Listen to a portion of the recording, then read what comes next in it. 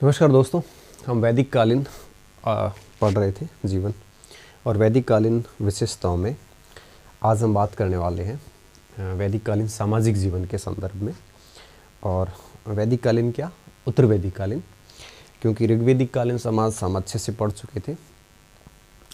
आज हम पढ़ेंगे उत्तर वैदिक कालीन सामाजिक जीवन। ठीक है, इसके बाद 3 ही क्लासें और रहेगी वैदिक काल की, एक आर्थिक जीवन की और 2 क्लासेस वैदिक साहित्य की। उसके साथ ही हमारा वैदिक जीवन जो है पूरा हो जाएगा। लगभग 15 क्लासेस भी वैदिक काल की, तो 15 वीडियो में वैदिक काल पूरा होगा। मतलब ठीक है, सही तरीके से हम चल रहे हैं। हर बार ऐसे 10-15 क्लासेस आराम से लग जाती है वैदिक काल की। ठीक है, तो बात शुरू करते हैं हम कि उत्तर वैदिक काल में समाज कैसा था यहाँ पे। ठीक है, पहले हेडिंग दे देते हैं हम, फिर हम बात करेंगे कि हम किस पर बात करने वाले।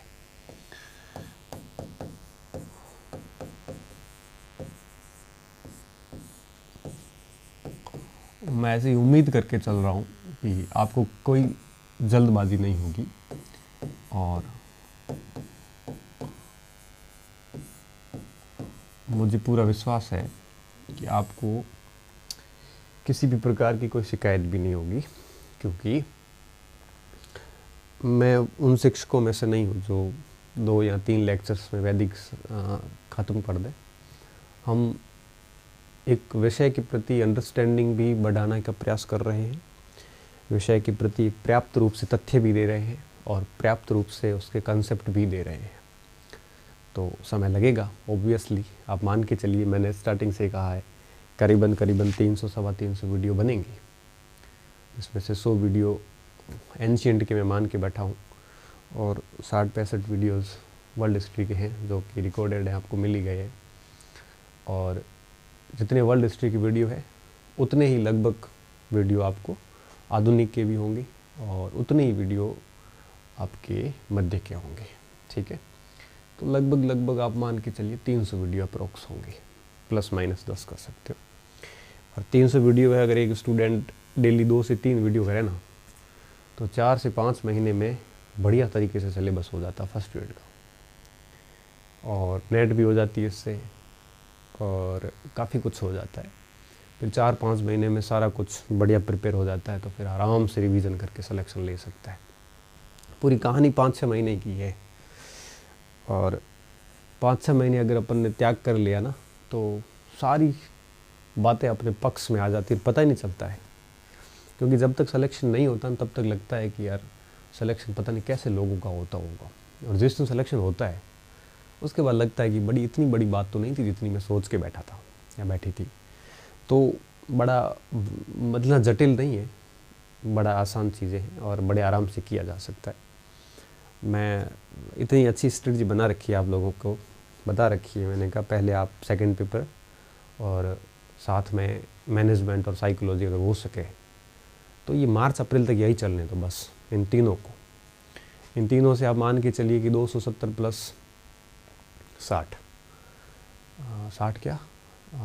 साइकोलॉजी की 330 का कोर्स आप कर रहे हो कंटिन्यू, और मैनेजमेंट भी 30 का, वो तो 360 का कोर्स हो रहा है आपका। बस डेली 2 से 3 वीडियो प्लस साइकोलॉजी और मैनेजमेंट, ये अपने स्तर पे करते रहो। अगर ये आप काम मार्च अप्रैल तक कर लेते हो तो आपका 360 नंबर का काम हो रहा है। पीछे कितना बचा? 90 नंबर, महज 90 नंबर। उसमें से 20 का तो सभी का कमज़ोर होता है, किसी की गणित नहीं आती, किसी को इंग्लिश नहीं आती, तो उसके ऊपर तो हम कभी कम्पीट कर ही नहीं सकते, भले उसके लिए 10 साल दे दो। तो जैसे मेरी मैं बात करूँ तो मुझे गणित का मैटर नहीं आ रहा था, तो वहाँ पे मेरे 10-20 नंबर का मैटर मेरा गया वहाँ से। किसी का साइंस नहीं आता, किसी को कोई और सब्जेक्ट नहीं आता, 10-20 का कॉम्पीट हम कर नहीं पाते। तो पीछे कितने बचे? 40 नंबर। 40 नंबर का काम आप बाद में भी आराम से कर सकते हो, अप्रैल के बाद कर लो। तो ऐसे उलझने की ज़रूरत नहीं है आपको, अब बहुत सिस्टमेटिक तरीके से चलो। एक वीडियो सुबह देख लो, आराम से बढ़िया कर लो, एक रात को देख लो, 2 वीडियो देख लो, और दिन में आप साइकोलॉजी और मैनेजमेंट को 2-3-4 घंटे दे दो, या दिन में एक वीडियो देख लो, एक रात को देख लो, सुबह साइकोलॉजी मैनेजमेंट को टाइम दे दो। पहले मैनेजमेंट देख लो, डेली देखो, मैनेजमेंट हो जाता है फिर साइकोलॉजी देख लो, फिर साइकोलॉजी होती फिर मैनेजमेंट देख लो। तो मार्च अप्रैल तक आराम से आप 200-360 का काम कर लोगे। 20 का काम वैसे किसी से होता नहीं है, तो फिर बच्चे पीछे 40 नंबर, इसका काम आप अप्रैल के बाद भी कर सकते हो। तो ऐसे सिस्टमेटिक चल लो, पहले एक बार कोर्स कर लो, फिर क्या होगा कि मार्च अप्रैल तक फिर वो 30-40 नंबर का कोर्स देख लेना, और बाकी अच्छा 30-40 में 15-20 तो वैसे सभी का तैयार होता है, जैसे हिंदी है, रीजनिंग है, तो करंट अफेयर है, ये 40-50 का तो वैसे तैयार है। राजस्थान की ज्योग्राफी इतना कुछ रहता नहीं है इसमें, थोड़ी बहुत पॉलिटी वगैरह। तो मोटे मोटे सिलेक्शन का क्षेत्र यही है 360 का। तो मार्च अप्रैल तक उसको बढ़िया कर लो। हाँ, मेरे साथ चलते आओगे तो भी कर लोगे आप। फिर क्या करना है, फिर खाली revision test, revision test, revision और टेस्ट। ये अप्रैल के बाद से अप्रैल, मई, जून, जुलाई 4 महीने तो मिनिमम मिलेंगे ही मिलेंगे आपको फर्स्ट ग्रेड वालों को। हो सकता है अभी जिस हिसाब से लग रहा है उस हिसाब से अगस्त सितंबर तक एग्ज़ाम जा सकता है, तो 5-6 महीने रिवीजन को मिल जाते हैं। उस दौरान आप आराम से अपने लिखे हुए नोट्स को 3 से 4 बार आराम से पढ़ लोगे। और 3 से 4 बार विद्यार्थी अगर कोर्स कर लिया आपने, मेरे वाला कंटेंट भी कर लिया, तो मैं आपको लिखित में गारंटी दे सकता हूँ सिलेक्शन की। अगर आप वीडियोस देखोगे, बढ़िया नोट्स बनाओगे, उसको 3-4 बार बढ़िया अच्छे से रिवीजन करके प्रॉपर टेस्ट दे दोगे तो ये सारी चीज़ें जो है। और जैसे मार्च अप्रैल अपना कोर्स पूरा हो जाएगा, तो उसके बाद हम प्रयास करूँगा मैं 25-30 टेस्ट की एक सीरीज़ लाने का, जो मार्च अप्रैल के बाद जैसे कोर्स हो जाएगा ना उसके बाद। ठीक है, तो बात को शुरू करते हैं, ज़्यादा समय ले लिया आपको मोटिवेट करने के लिए। तो उत्तर वैदिक कालीन सामाजिक जीवन में हम क्या पढ़ने वाले हैं। देखिए, ऋग्वेदिक कालीन जो समाज था उसमें और उत्तर वैदिक कालीन समाज में काफ़ी चेंजेस आए। क्या चेंजेस आए, देखिए यहाँ पे कुछ नई चीज़ें आई थी, नए नए पॉइंट्स आए थे। बाकी जो उत्तर वैदिक काल में, ऋग्वेदिक काल में था वो तो था ही था। कुछ नई कंसेप्ट आए थे समाज के क्षेत्र में, जैसे गोत्र व्यवस्था नई आई थी। गोत्र व्यवस्था ऋग्वेद में उल्लेखित तो थी लेकिन स्थापित नहीं हुई थी, ये बिल्कुल नया सिस्टम आया था। इसके साथ में वर्ण व्यवस्था ठीक ठाक तरीके से स्थापित हो गई थी। वर्ण व्यवस्था उल्लेख वाली ऋग्वेद में था लेकिन स्थापित उत्तर वैदिक काल में भी। इसके अलावा आपके यूँ कहिए कि आश्रम व्यवस्था, तो आश्रम व्यवस्था भी उल्लेखित आपको पता है कि वैदिक काल में मिल जाता है। इसमें आश्रम व्यवस्था जो थी, इसकी खास बात यह है कि पूर्ण रूप से स्थापित नहीं हुई थी लेकिन उल्लेख मिल जाते हैं। ठीक है, यहाँ पे 3 आश्रम लगभग स्थापित हो चुके थे। इसके अलावा पुरुषार्थ व्यवस्था, ठीक है, पुरुषार्थ व्यवस्था में भी यूँ कह सकते हो कि यहाँ पे 3 पुरुषार्थ स्थापित लगभग हो चुके थे। और इसके अलावा संस्कार व्यवस्था, तो ये सारे आपकी नई व्यवस्थाएं थी जो यूँ कह सकते हो कि जैसे ये 2 तो कम्प्लीटली स्थापित हो गई थी और इन तीनों के कंसेप्ट आ गए थे और आधी अधूरी स्थापित हो गई थी। पूर्ण रूप से तो ये सूत्र काल में जाती होगी, स्मृति काल में बाद में होगी, उत्तर वैदिक काल के बाद होगी, लेकिन इसका आरंभिक चरण उत्तर वैदिक काल था। यहाँ हमारे को जैसे पुरुषार्थ में 3 पुरुषार्थ देखने को मिलते हैं, संस्कार में कई सारे संस्कार देखने को मिलते हैं, पूर्ण रूप से 16 संस्कार नहीं, कई सारे संस्कार। आश्रम व्यवस्था में भी हमें 3 आश्रम देखने को मिलते हैं यहाँ पे। तो ये 3 पॉइंट जो है, ये इसके बारे में अपन ये कह सकते हैं कि उत्तर वैदिक काल में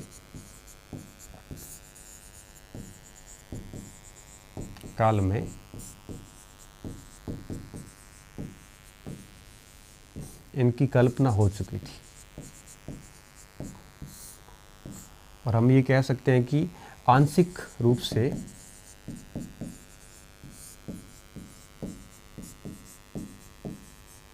समाज में स्थान बना चुकी थी।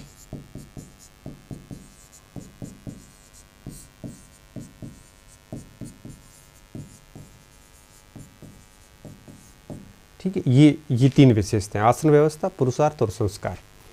और जहाँ तक गोत्र व्यवस्था और वर्ण व्यवस्था की बात है, यह पूर्ण रूप से स्थापित हो चुकी थी,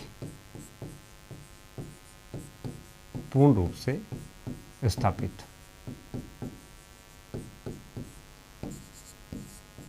हालांकि जैसे जैसे समय आगे बढ़ेगा वैसे वैसे इनमें चेंजेस आएंगे और वर्ण व्यवस्था और ज़्यादा जटिल होती जाएगी। आश्रम व्यवस्था में एक नया चौथा आश्रम संन्यास आश्रम के रूप में आने वाला है आगे, जो निवृत्ति मार्गी धर्मों से संबंधित था। पुरुषार्थ में मोक्ष की अवधारणा ज़्यादा जटिल होने वाली है। संस्कारों में भी कई सारे और संस्कार जुड़ने वाले हैं। इनकी कई सारी विधियाँ और इसके साथ साथ इनकी कई सारी विशेषताएं आगे जुड़ने वाली हैं। तो इनमें संशोधन तो समय समय पर होंगे, लेकिन इनका जो स्टार्ट है वो हमें उत्तर वैदिक काल से देखने को मिलता है। जैसे राज्य की बात हमने की थी, राजनीतिक जीवन में कि राज्य आगे जाके विकसित हुआ महाजनपदों के समय, उस समय, लेकिन राज्य की कल्पना जो है वो उत्तर वैदिक काल से शुरू हो गई थी। ठीक है, तो इस प्रकार से काम शुरू हो गया था। अब हम क्या करेंगे, इन चारों पर बात, 500 पर बात करेंगे, ये जो नई व्यवस्थाएं थी। उसके बाद हम देखेंगे कि महिलाओं की स्थिति के में भी काफ़ी चेंजेस आए थे, और इसके साथ साथ हम देखने वाले हैं कि महिलाओं की स्थिति में जो चेंज आए उसको समझेंगे। इसके अलावा जो समाज था ऋग्वेद का और उत्तरवेद का, उसमें कोई ज़्यादा फर्क नहीं आया। सवाल आने वाला यहीं पड़ जाता है, और एक महिलाओं की स्थिति से सवाल आने के चांसेस रहते हैं। ठीक है, अब हम क्या करने वाले हैं, एक एक चीज़ को समझने वाले। सबसे पहले हम लेंगे गोत्र व्यवस्था को। गोत्र व्यवस्था, ठीक है। देखिए विद्यार्थियों, गोत्र की अगर मैं बात करूं तो गौत्र शब्द गौत्र गौ से बना है। वैसे इसका प्रारंभिक उल्लेख हमें ऋग्वेद में मिल जाता है। वहाँ पे मिलता है गोष्ठ, गौष्ठ शब्द। और गौष्ठ का मतलब ये था कि एक ऐसा बाड़ा बनाते हैं ना पशुधन रखने के लिए। हमारे मारवाड़ में बाड़ा बोलते हैं, आपके पता नहीं क्या बोलते होंगे। तो ऐसे बाड़ा बनाते हैं, उसमें हमारी गायें वगैरह हम बांध के रखते हैं। ठीक है, और हर ऐसे घर का अपना एक अलग बाड़ा होता है, आज भी होता है, बाड़ बोलते हैं नॉर्मली ऐसे। और तो पहले क्या था, ऋग्वेदिक काल और उसके ठीक उत्तर वैदिक काल आया तो उस समय की मैं बात कर रहा हूँ। तो ऋग्वेदिक काल में क्या था, गोष्ठ शब्द था। गोष्ठ शब्द में क्या था कि कुछ जो कबीले परिवार होते थे, उन परिवारों के गोधन को एक ही स्थान पे रखा जाता था, क्योंकि गाय बहुत ही बहुमूल्य, आप उसको वस्तु कह सकते हो, क्योंकि वस्तु विनिमय था। तो गाय की कीमत बहुत थी उस समय। गाय अपने आप में लेन देन में काम आती थी। गाय बड़ी वैल्यूबल थी। आपको पता होगा मध्यकाल तक युद्ध गायों के लिए होते थे। और हम राजस्थान में जब 5 पीर पढ़ते हैं तो आता है कि हर किसी ने, पाबू जी हो, चाहे गोगा जी हो, चाहे तेजा जी हो, हड़बू जी हो, सभी ने गायों के लिए कोई न कोई लड़ाई ज़रूर लड़ी थी। तो ये लोग क्या करते थे, बहुत सारे परिवारों की गाय एक जगह पे इकट्ठा करके बांधते थे ताकि उसकी सभी की सुरक्षा एक साथ की जा सके। तो जिन जिन परिवारों की गाय एक स्थान पे बांधी जाती थी वो सारे परिवार आपके गोष्ठ कहलाते थे। और फिर उत्तर वैदिक काल में वही व्यवस्था जो गोष्ठ थी वो गोत्र के रूप में कन्वर्ट हो गई। अब उस बाड़े के अंदर जिन जिन परिवारों की गाय होती थी वो सारे परिवार एक ही गोत्र के मान लिए जाते थे। तो पहले गोत्र का निर्धारण गाय के आधार पे था। फिर क्या हुआ, कालांतर में व्यवस्थाएं और जटिल हुई, और फिर इस गोत्र को गाय से हटा के और ऋषियों से जोड़ दिया। तो आरंभ में 7 ऋषियों से जोड़ा गया। ठीक है, अत्रि, भारद्वाज, वशिष्ठ, कश्यप, इस टाइप से। और ये गोत्र व्यवस्था स्टार्टिंग में जो 3 वर्ण थे आगे के, ब्राह्मण, क्षत्रिय और वैश्य, उनके लिए थी, शूद्रों के लिए नहीं थी। तो शूद्रों के गोत्र के रूप में ऋषि अगस्त्य से आए, और ऋषि अगस्त्य जो थे वो आपके शूद्रों की गोत्र कहलाते हैं, शूद्रों के ऋषि कहलाते हैं। तो उनके लिए भी गोत्र की व्यवस्था की, वो 8वां गोत्र बने। तो प्रारंभ में 7 गोत्र माने जाते हैं। ठीक है, तो गोत्र का प्रश्न कैसे बनता है, सबसे पहला सवाल तो ये बनता है कि गोत्र व्यवस्था सबसे पहली बार किस काल में दृष्टिगत होती है, किस काल में आई? तो उत्तर वैदिक काल में आई, सीधा उत्तर है। हालांकि इसका उल्लेख जरूर ऋग्वेद में है, लेकिन स्थापित उत्तर वैदिक काल में भी, क्योंकि ऋग्वेद के भी कुछ सारे भाग हैं जो उत्तर वैदिक काल में बाद में लिखे गए हैं, पहली चीज। दूसरा सवाल बनता है कि आरंभिक गोत्र व्यवस्था का संबंध किससे था? गायों से था। और बाद में गोत्र व्यवस्था को हमने किससे जोड़ दिया गया? ऋषियों से जोड़ दिया गया। बस ये 3 सवाल इसके बनते हैं। ठीक है, वो मैं इसको पॉइंट टू पॉइंट लिख लाऊं, आप भी लिख लेना। आरंभ में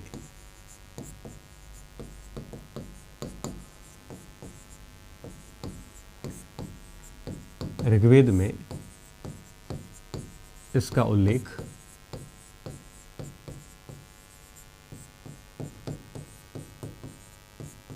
गोष्ठ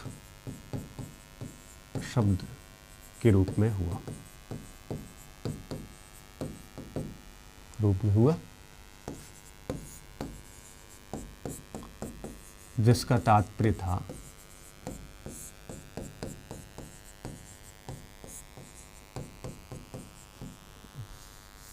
वे परिवार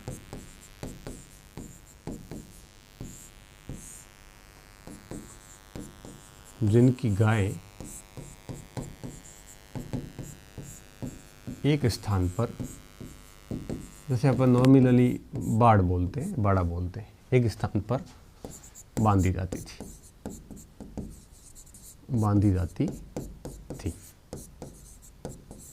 ठीक है। कालांतर में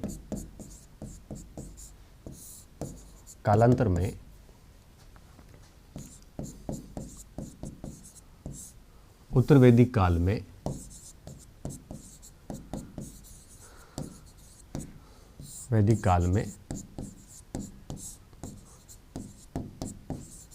यह व्यवस्था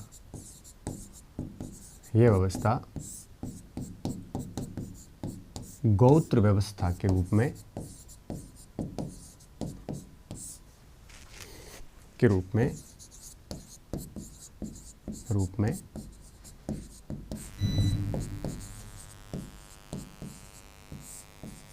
तब्दील हुई।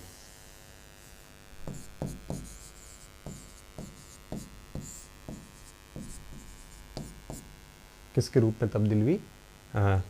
गोत्र व्यवस्था के रूप में तब्दील हुई। ठीक है। अर्थ इसका भी यही था, आरंभिक गोत्र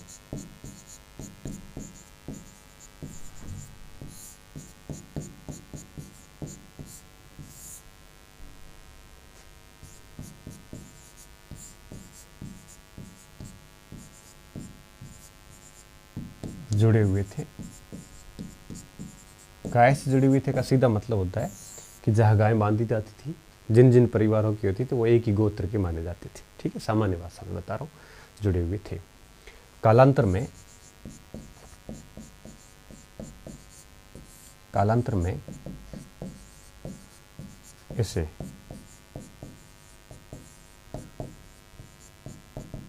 ऋषियों से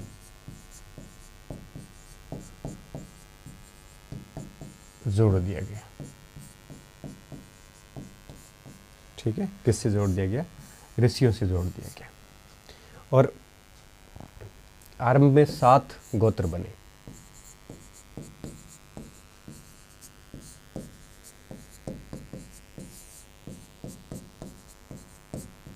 जैसे कुछ नाम लिख लेता हूँ, सारे नाम भले याद मत हो। कश्यप, भारद्वाज, अत्रि, वशिष्ठ। ठीक है,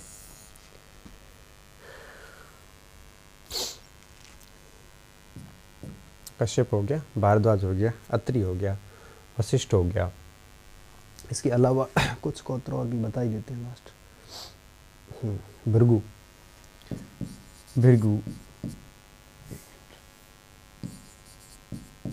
गोत्र, गौतम। ठीक है, ये हो गए हमारे 3 और 3 6। ये कौन सा शेष रह गया?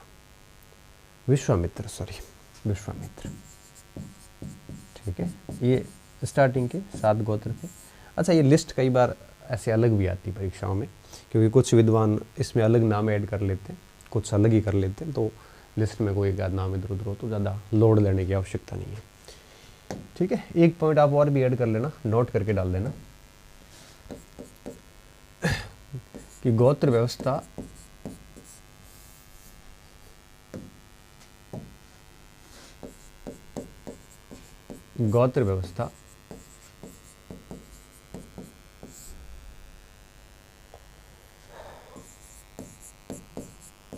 आरंभिक 3 वर्णों के लिए थी।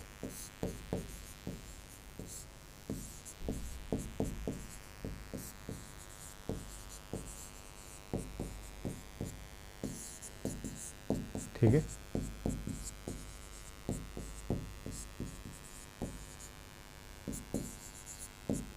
शूद्रों के लिए ऋषि अगस्त्य है। का गोत्र 8वें गोत्र के रूप में था। ठीक है, ये बहुत इंपॉर्टेंट बात है, ध्यान रखना इसका। तो 8वां गोत्र किसको माना है? ऋषि अगस्त्य को 8वां गोत्र माना है। ये एक प्रकार से आप कह सकते हो कि ऋग्वेदिक काल के जीवन से जैसे ही उत्तर वैदिक में आते हैं तो ये एक नया कंसेप्ट आता है। तो ऐसे एक बार सवाल आता है परीक्षा में कि ऋग्वेदिक काल से उत्तर वैदिक काल में जब हम प्रवेश करते हैं तो निम्नलिखित में से कौन सी नई बात देखने को मिलती है? फिर ऑप्शन आते हैं राष्ट्र नामक इकाई, गोत्र व्यवस्था, है ना, इस टाइप से एक प्रश्न आता है। तो आप इसका तुलनात्मक रूप से अध्ययन करते रहना ताकि समझ में भी आसानी से आएगा, अंडरस्टैंडिंग भी डेवलप होगी और साथ में अगर ऐसा कोई प्रश्न कंसेप्चुअल आ गया ना तो आपकी पकड़ में भी आ जाएगा। तो पहले से उसको सोच के रखना। अब हम बात करते हैं गोत्र व्यवस्था हो गई। ठीक है, अब आगे हम देखते हैं वर्ण व्यवस्था के बारे में। उस समय जो वर्ण व्यवस्था थी वो क्या मैटर था वो बात कर लेते हैं हम। ठीक है, वर्ण व्यवस्था के बारे में पीपीटी थी हमारे पास में, नाम लिखे हुए ताकि अब आता है 4 वर्णों के बारे में। दूसरा पॉइंट है वर्ण व्यवस्था। ऐसे करते हैं ना उसको, एक सेकेंड। दूसरा बिंदु है वर्ण व्यवस्था।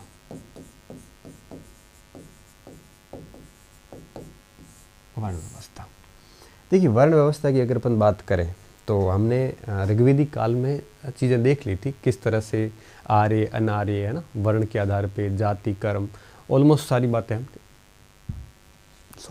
देख ली थी। लेकिन अभी आज हम थोड़ा सा इसको और बात करेंगे कि वर्ण व्यवस्था का उल्लेख ऋग्वेद में मिल जाता है 10वें मंडल के पुरुष सूक्त में, और वर्ण व्यवस्था की कल्पना वहाँ हो चुकी थी। लेकिन वर्ण व्यवस्था पूर्ण रूप से पहली बार उत्तर वैदिक काल में स्थापित होती है।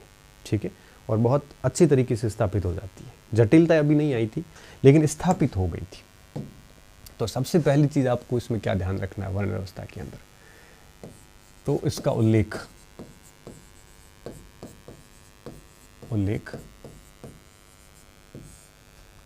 ऋग्वेद के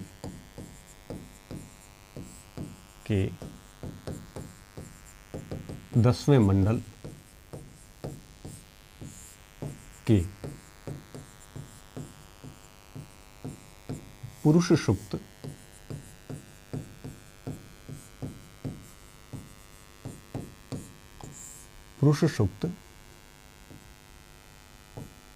के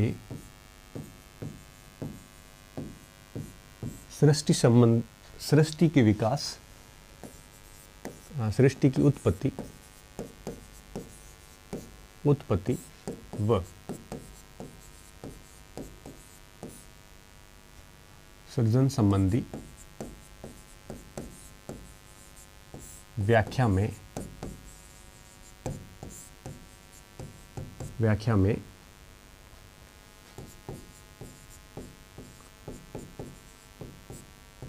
4 वर्णों की उत्पत्ति का प्रथम उल्लेख मिलता है।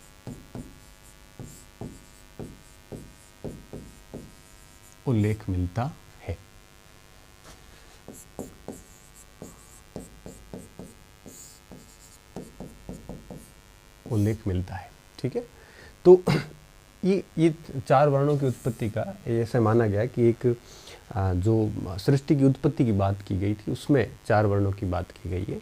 उसमें सामान्य अगर मैं बताऊं तो कहा गया कि जो 4 वर्ण है ये, इसमें ब्राह्मण ब्रह्मा के मुख से उत्पन्न हुआ, और क्षत्रिय भुजाओं से उत्पन्न हुआ, और वैश्य कटी से, कमर कह दो, और शूद्र जांग से। इस प्रकार की व्याख्या की गई है वहाँ पे। तो देखिए एक चीज़ और बताता हूँ यहाँ पे। अब इसकी व्याख्या अलग अलग विद्वानों ने अलग अलग की है। कुछ विद्वान ये व्याख्या करते हैं, कुछ विद्वान ये करते हैं कि ब्रह्मा के मुख के समान ब्राह्मण है और ब्रह्मा के कंधों के समान क्षत्रिय, मतलब बौद्धिक कार्य मुख से होते हैं, दिमाग से होते हैं, तो ये कार्य ब्राह्मण करता है। और जो शक्ति है वो कंधों की होती है, तो ये काम ये हो गया। वैश्य सारे उत्पादन का काम करते हैं, वो नीचे से हो गया। और सेवा का काम पैरों का होता है, तो ये शूद्रों को जांग से। कुछ विद्वान इसको इस प्रकार से व्याख्या भी करते हैं कि ब्रह्मा के उस महापुरुष के उस महान व्यक्तित्व के शरीर के अंगों से साम्यता बिठाई गई है। और कुछ विद्वान इसका ऐसी व्याख्या करते हैं कि इनकी उत्पत्ति इससे हुई है। ठीक है, तो विद्वानों के अपने अपने अलग अलग इंटरप्रिटेशन है। आप अपने को बस ये थोड़ा सा ध्यान रखना है कि इस प्रकार की व्याख्या हमें मिलती है। ठीक है, ये व्याख्या कहाँ मिलती है? ऋग्वेद की 10वें मंडल के पुरुष सूक्त में। ठीक है, तो व्याख्या जरूर मिली है, लेकिन ऋग्वेद के अंदर व्याख्या जरूर है, लेकिन ऋग्वेदिक समाज में वर्ण व्यवस्था, ऐसी वर्ण व्यवस्था नहीं थी। पहली बार ये स्थापित हुई है आपके उत्तर वैदिक काल में। ठीक है, तो ये आपको तरीके से देखना है, क्योंकि ये सारी बात हमारे काम की है। अब दूसरी बात,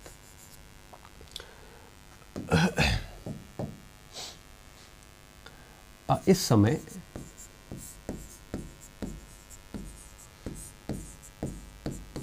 वर्ण व्यवस्था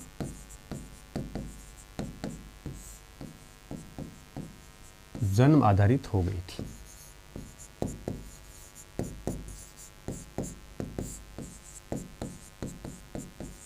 ठीक है, हो गई थी। जबकि ऋग्वेदिक काल में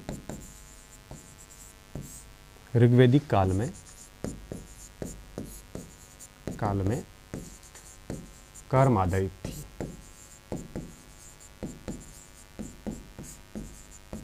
जन्म आधारित का मतलब ये कि ब्राह्मण के घर जन्म लेना ब्राह्मण कहलाएगा, भले उसके कर्म क्षत्रिय वाले क्यों ना हो। शूद्र के घर पे जन्म लेगा तो शूद्र ही कहलाएगा, चाहे उसके कर्म कैसे भी क्यों ना हो। वैश्य के घर पे जन्म लेने वाला वैश्य कहलाएगा। जैसे अब हम लोग हैं, हम ब्राह्मण हैं, तो अब हम जन्म से ब्राह्मण हैं।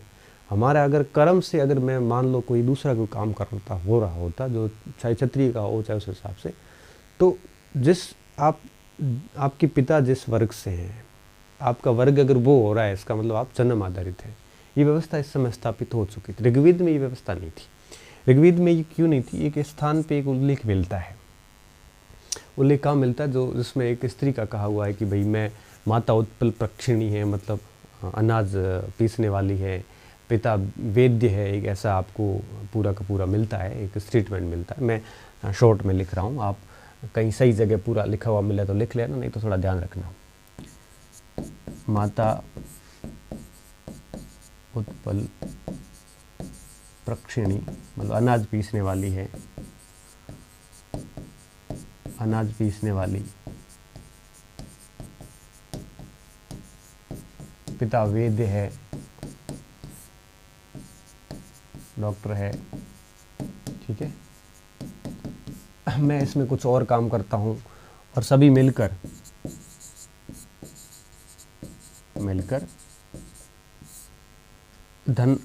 धनोपार्जन करते हैं, मतलब सभी मिलकर पैसे कमाते हैं। तो ऐसी बात ऋग्वेद में है लिखी हुई। तो इससे लगता है कि ऋग्वेद में एक ही परिवार में विभिन्न वर्णों के लोग थे। मतलब कोई उस समय भिक्षक का काम कर रहा था, ये कोई उस समय ये अनाज पीसने का काम कर रही थी। इसमें बहुत सारा बड़ा स्टेटमेंट है, याद रखने की पूरी ज़रूरत भी नहीं होती, नॉर्मल सा ही आता है कई बार। तो ऐसा ऋग्वेद में उल्लेख मिलता है। इस बेस पे ऐसा लगता है कि ऋग्वेद में कर्म आधारित प्रणाली थी, वहीं उत्तर वैदिक काल में कैसी व्यवस्था हो गई थी? जन्म आधारित हो गई थी। इस बात का हमारे को ध्यान रखना है। ठीक है, अब बात ये आती, तीसरा पॉइंट एक और भी क्लियर हो जाता है। इस वर्ण व्यवस्था के कारण यहाँ पर सवर्ण और असवर्ण दो टाइप के विवाह उत्पन्न हो गए। ठीक है, सवर्ण विवाह और असवर्ण विवाह है वो बन गए। तो तीसरा पॉइंट हम इसमें क्या देखेंगे कि इस वर्ण व्यवस्था के कारण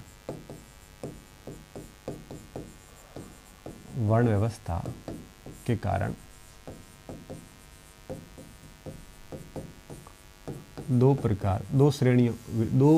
विवाह की श्रेणियां या दो प्रकार के विवाह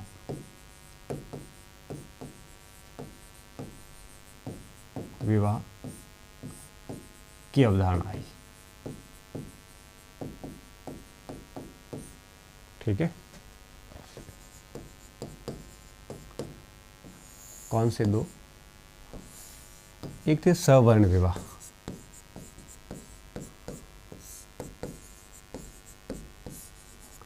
सवर्ण विवाह का क्या मतलब है? सवर्ण विवाह का मतलब था कि अपने ही वर्ण में विवाह करना, ठीक है। जैसे ब्राह्मण ब्राह्मणों में विवाह करेगा, और क्षत्रिय क्षत्रिय में विवाह करेगा, वैश्य वैश्य में करेगा, शूद्र शूद्र में करेगा। तो अपने ही वर्ण में विवाह करना, क्या मतलब है इसका? अपने ही वर्ण में विवाह करना। लेकिन एक चीज और, अब अपने वर्ण में ही, उस समय आपको पता है कि वर्ण के अंदर भी कई सारे गोत्र थे। जैसे क्षत्रिय थे, क्षत्रियों में भी कुछ गोत्र थे। ब्राह्मणों के अंदर भी कई सारे गोत्र थे, 7 गोत्र हमने लिखे, उसमें से कई सारे ब्राह्मणों के गोत्र थे। तो ऐसे अगर गोत्र गोत्र में विवाह होता है तो सगोत्र है, और अगर गोत्र से बाहर होता है तो अब क्या होता था कि गोत्र के अंदर ही विवाह होता था तो अंतर्जातीय था, और गोत्र से बाहर होता था तो बहिर्जातीय विवाह था। दोनों मान्यता प्राप्त थे, ठीक है। गोत्र में विवाह एंडोजेमी बोलते हैं, या अंतर्जातीय व गोत्र से बाहर विवाह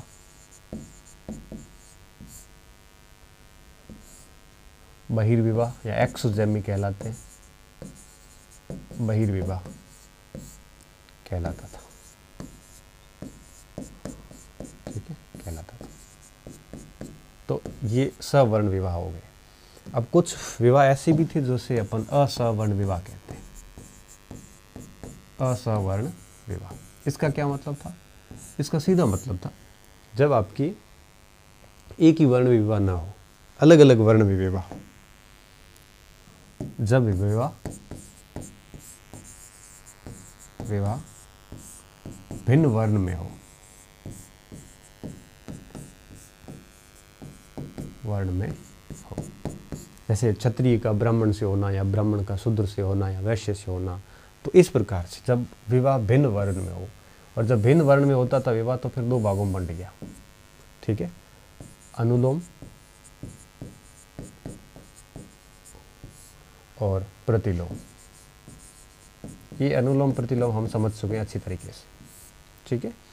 अब अनुलोम विवाह जो थे वो, उसमें आपकी जो वर्ण था वो आपकी उच्च वर्ण का होता था, और वधु निम्न वर्ण की होती थी। उसे अनुलोम विवाह कहा गया था। इससे स्वीकार्यता थी, स्वीकार्यता थी।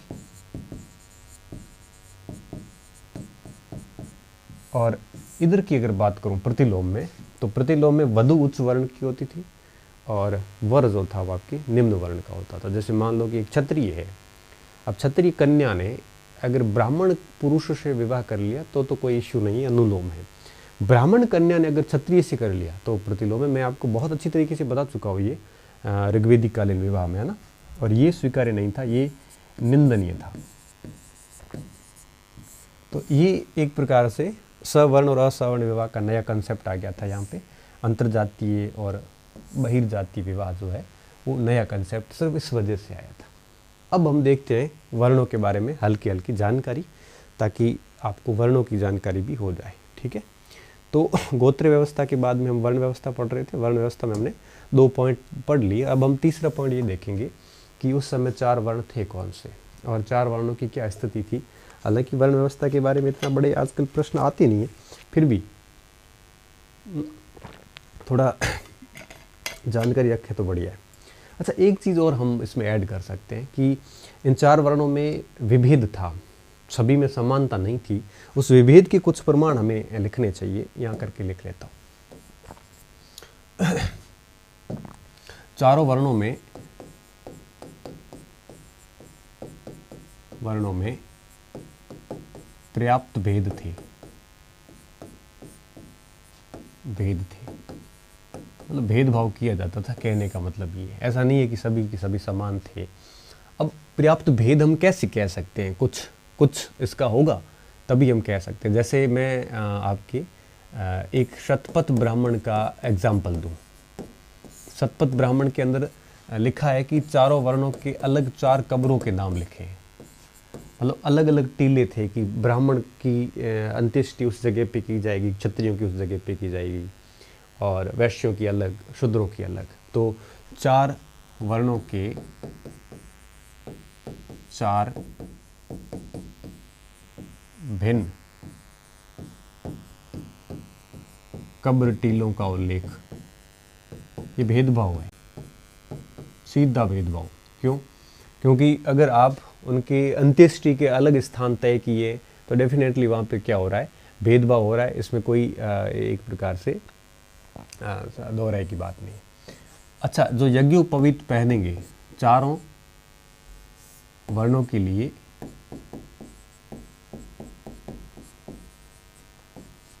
अलग यज्ञोपवीत,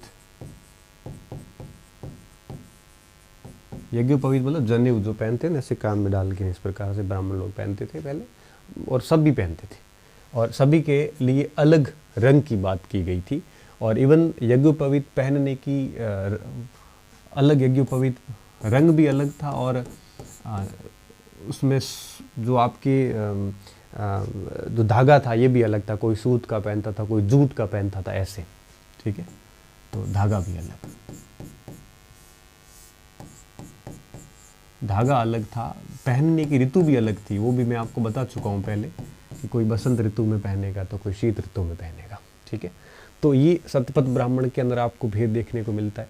इसके अलावा ऐत्रेय ब्राह्मण के ऊपर मैं आता हूँ, तो ऐत्रेय ब्राह्मण में चारों के अलग कर्तव्य तय किए गए हैं,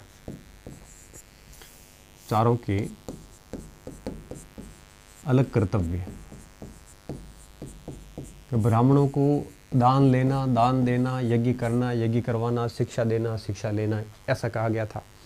क्षत्रियों के लिए सुरक्षा वगैरह ये सारा काम करना था, उत्पादन की रक्षा करना, वैश्यों के लिए उत्पादन का कार्य करना था, शूद्रों को इन तीनों की सेवा करना था। तो इस प्रकार से सभी का अलग अलग सेट कर रखा था इन्होंने। तो ऐत्रेय ब्राह्मण के अंदर हमें इस प्रकार से चारों के लिए अलग अलग कर्तव्य का उल्लेख है वो मिलता है। इसके अलावा सतपथ में एक और चीज़ भी मिलती है। सतपथ ब्राह्मण के अंदर हमें चारों वर्णों के लिए अलग संबोधन मिलता है, चारों वर्णों के लिए अलग संबोधन, वर्णों के लिए अलग संबोधन। याद रखना, मैं जब गुप्त काल आपको पढ़ाऊंगा तो गुप्त काल जब पढ़ेंगे उस समय मैं इस संबोधन को वापस आपको याद करवाऊंगा, तब तक आप इसको याद रखना, काफ़ी महत्वपूर्ण है ये। देखो, ब्राह्मण के लिए लिखा एही, एही का मतलब आइए। ठीक है, जब भी कोई ब्राह्मण आता है सतपथ में सीधा लिखा है कि एही मतलब आप है वो, आइए। दूसरा है आगही, क्षत्रिय के लिखा है आगही, आगही मतलब आ जाइए, मतलब आओ। क्या लिखा है? आओ।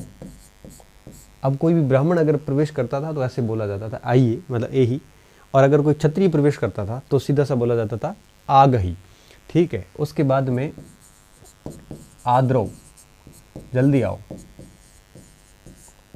वैश्य कोई प्रवेश करता था तो क्या कहा जाता था? आद्रव, मतलब जल्दी आओ। और अगर कोई शूद्र प्रवेश करता था तो आधाव, मतलब दौड़ कर आओ। तो इस प्रकार से हमें सीधा पता चल जाता है कि इस समय जो वर्ण व्यवस्था थी उसमें भेद थे, और ये संबोधन किसके लिए था? ब्राह्मणों के लिए था, और ये संबोधन था क्षत्रिय के लिए, ये था आपके वैश्य के लिए, और ये था आपके शूद्र के लिए। ठीक है, तो इस प्रकार से चार वर्णों में पर्याप्त रूप से भेद हमें देखने को इस समय मिलते हैं।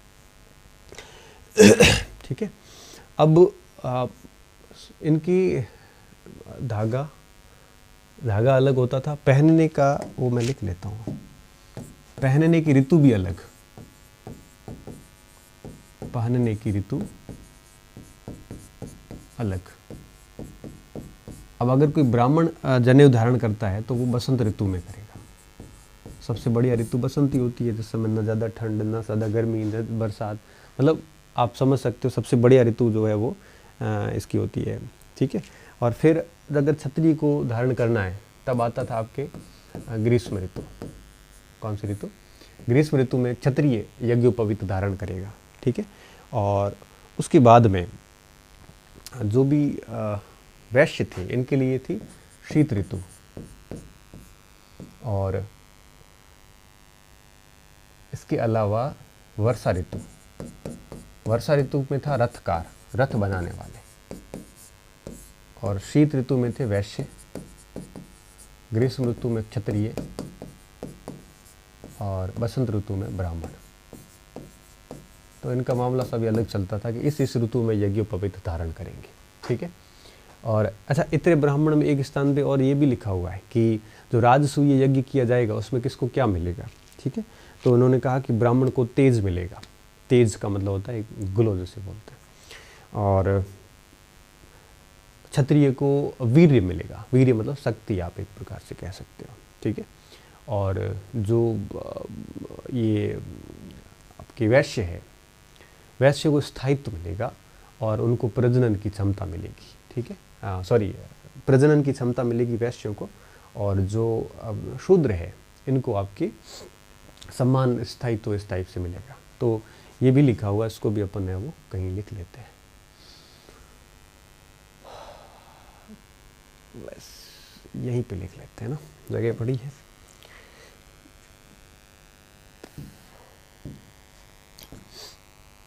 कि राजसूय यज्ञ से किसको क्या मिलेगा। यज्ञ से इन्होंने लिखा है ब्राह्मण को तेज मिलेगा, क्षत्रिय को वीर्य मिलेगा, और वैश्य को प्रजनन, संतान, उत्पत्ति वगैरह, और जो शूद्र है इनको प्रतिष्ठा मिलेगी। इस प्रकार से इनको राजसूय यज्ञ से सबको फायदा होने वाला है। ऐसा उल्लेख भी हमें है वो ऐत्रेय ब्राह्मण में मिलता है, ठीक है। ये ऐत्रेय ब्राह्मण में मिलना है, तो ये ऐत्रेय ब्राह्मण में लिख लेना, और शतपथ के सारों एक साथ लिख लेना, इस टाइप से हो जाएगा। अब अपन आते हैं, एक बार आप देख लो इसको वापस, ताकि रहना लिखना ना भूल गए हो। अब अपन आते हैं एक एक के बारे में। सबसे पहले आते हैं ब्राह्मणों की स्थिति क्या थी। तो इस समय ब्राह्मण सर्वश्रेष्ठ पोजीशन पे थे, ठीक है। सर्वश्रेष्ठ स्थिति थी, और इनकी 6 कर्तव्य बताए हैं। 6 कर्तव्य क्या थे। यज्ञ करना, यज्ञ करना व करवाना, ठीक है। 2 ये वो कर्तव्य हो गए। ज्ञान देना व ज्ञान अर्जित करना, दान देना, दान अर्जित करना। 2 कर्तव्य, 2 कर्तव्य, 2 कर्तव्य, इनको कह टोटल हो गए 6 कर्तव्य। तो ब्राह्मणों के 6 कर्तव्य जो है वो बताए गए, ठीक है। इसके अलावा ऐत्रेय ब्राह्मण इनके बारे में और क्या कहता है। ऐत्रेय ब्राह्मण इनको कई सारे और नाम देता है। सोमपाई मतलब सोम के रस का सेवन करने वाले, ठीक है। इसके साथ साथ में ऐत्रेय ब्राह्मण इनको कहता है यथाकाम प्राप्य, यथाकाम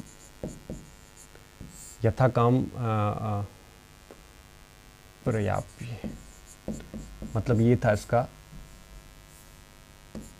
यथाकाम पर्याप्य, मतलब जो काम जो चाहे वो काम है वो ये करें,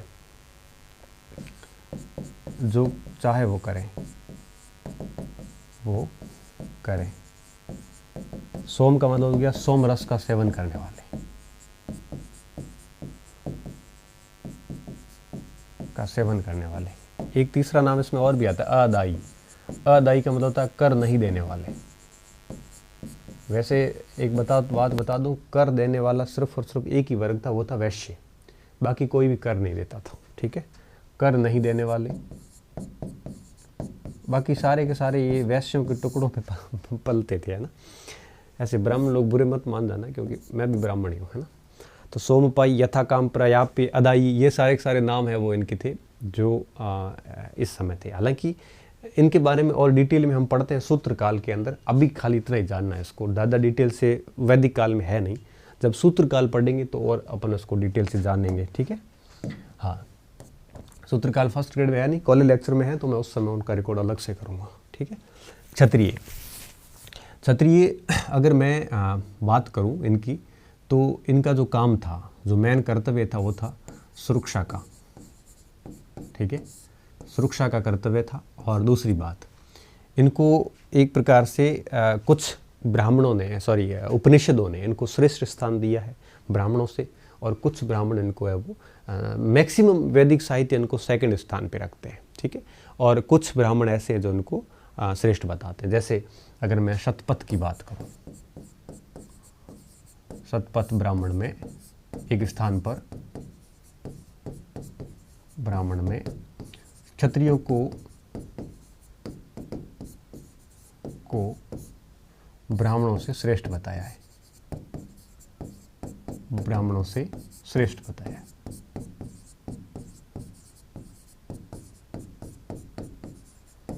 श्रेष्ठ बताया है। लेकिन इसी शतपथ ब्राह्मण के अंदर एक स्थान पे आगे ये लिखा है कि ब्राह्मण क्षत्रिय से नीचे जरूर बैठता है, राजन्य से नीचे बैठता है, लेकिन इसका मतलब ये नहीं कम ज्ञानी, वो राजा से ज़्यादा योग्य है। तो कहने का मतलब है कि एक ही उपनिषद में दो बातें आ जाती है, तो ज़्यादा ध्यान नहीं देना। हालांकि अगर अपन तैत्तिरीय ब्राह्मण पे बात करें तो तैत्तिरीय तो ब्राह्मण को पृथ्वी पर देवता के स्वरूप बताता है। ब्राह्मण को पृथ्वी पर देवता स्वरूप, तो इन्होंने जो है वो ब्राह्मण को श्रेष्ठ बताया है, ठीक है। लेकिन मैक्सिमम जो साहित्य है, वैदिक साहित्य, वो ब्राह्मण को दूसरे स्थान पे रखते हैं, क्षत्रिय को, ठीक है। तो ये क्षत्रिय हो गया, ये ब्राह्मण हो गया। अब अपन बात करते हैं, तीसरा वर्ण था वैश्य। ये वर्ण था उत्पादन करता। कैसा? उत्पादन करता। उत्पादन करता का क्या मतलब है? उत्पादन का काम यही व्यक्ति करते थे। वैश्य सारा प्रोडक्शन करते थे, क्षत्रिय और ब्राह्मण उत्पादन का काम नहीं करते थे, ठीक है। उत्पादन करता थे, करदाता थे, ठीक है। व्यापार वाणिज्य संभालते थे पूरा,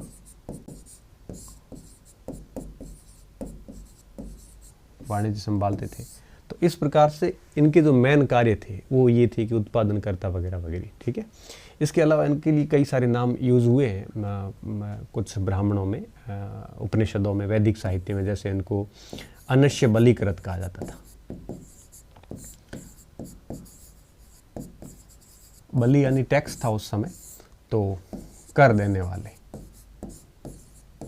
क्या कहते थे?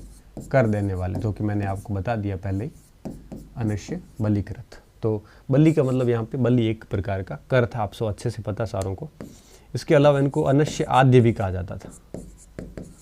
अनश्य आद्य, आद्य का मतलब था यहाँ पे भोजन करवाने वाले, तो भोजन देने वाले। भोजन, अब देखो ब्राह्मण और क्षत्रिय कोई काम तो करते नहीं थे, तो इनको भोजन वगैरह की जो व्यवस्था थी वो सारी की सारी है वो वैश्य वर्ग के द्वारा की जाती थी। क्योंकि उत्पादन कार्यों में जो सलेक्शन, आप यूँ एक प्रकार से जो संलग्न नहीं होता था, तो जब आप उत्पादन कार्य नहीं करोगे तो आप दूसरों पर डिपेंड होते थे, सीधी सी बात है। तो ब्राह्मण लोगों का क्या काम था? जैसे दान देना या दान लेना, ज्ञान अर्जित करना, ज्ञान देना, ठीक है, और यज्ञ करना, यज्ञ करवाना। तो इसमें उत्पादन कहीं नहीं आया। तो बिना उत्पादन के आप भोजन वगैरह कहाँ से एडजस्ट करोगे? और क्षत्रिय का काम था इनकी सारी चीज़ों की रक्षा करना। तो ऐसी स्थिति में ये लोग क्या थे? ये आपके भोजन की व्यवस्था करने वाले लोग थे, ठीक है। अनश्य आद्य जैसे अपन बोलते हैं। तो अनश्य बलिकृत, अनश्य आद्य, ये नाम इनके दोनों को मिलते ऐतरेय ब्राह्मण के अंदर। ये बहुत महत्वपूर्ण वर्ग था समाज का, ठीक है। अनश्य आद्य, ये इनको वैश्य के लिए कहा जाता था, ठीक है। अब बात आती है शूद्र की। ये गलती से शूद्र लिख लिया है।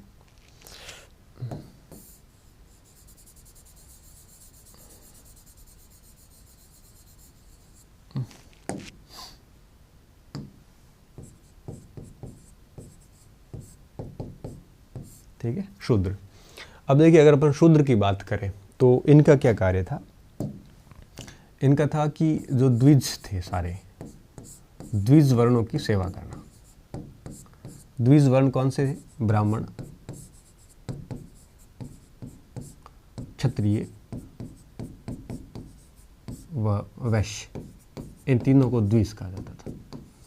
द्विज का मतलब होता है दोबारा जन्म। दोबारा जन्म, दोबारा जन्म का क्या मतलब होता है? एक बार तो वास्तव में जो जन्म हुआ था वो तो सभी का ही होता है।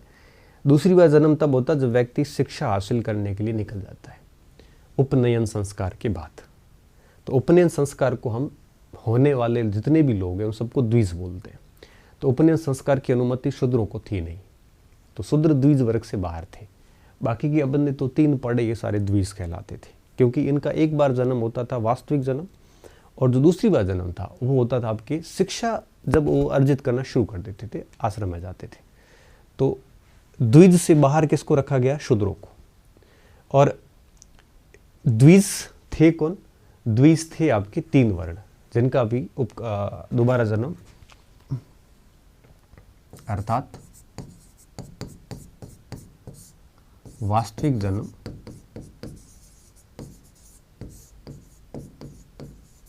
तथा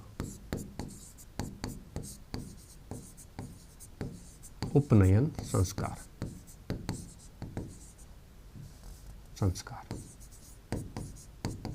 ठीक है। तो द्विज वर्णों की सेवा करना इनका प्रमुख कर्तव्य था, प्रमुख कर्तव्य। ठीक है। अब देखो, द्विज वर्णों की सेवा करना इनका प्रमुख कर्तव्य था। किसकी बात कर रहे हैं हम? शूद्रों की बात कर रहे हैं। इसलिए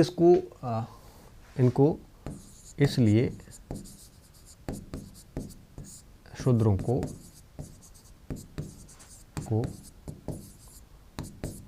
द्विजाति, ठीक है, क्या कहते हैं? द्विज जाति जो थी, द्विज मतलब तीनों जातियां, और इनकी सेवा करने वाला शुश्राष,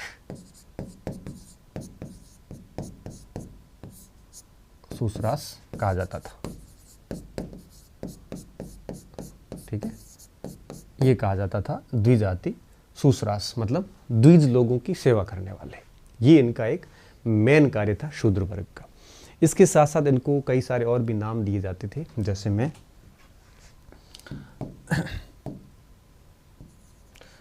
यथा काम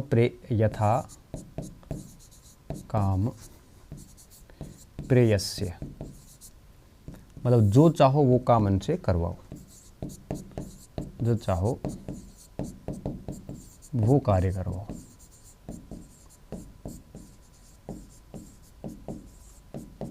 ठीक है, यथा काम प्रेयस्य। इसके अलावा इनको कहा जाता था आपके यथा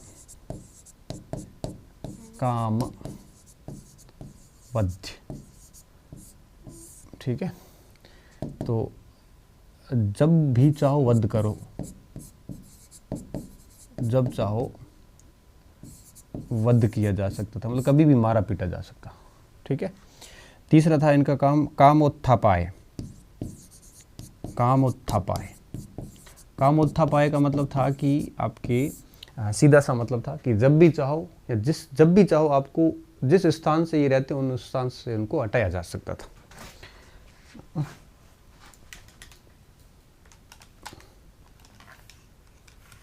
ठीक है, जब चाहो तब हटाओ, चाहो तब हटाओ, ये कामोत्थापाय। एक इनको और भी कहते थे अनस्य प्रेयस्य, मतलब आपके सेवक, अनस्य प्रेयस्य मतलब एज ए सेवक थे ये।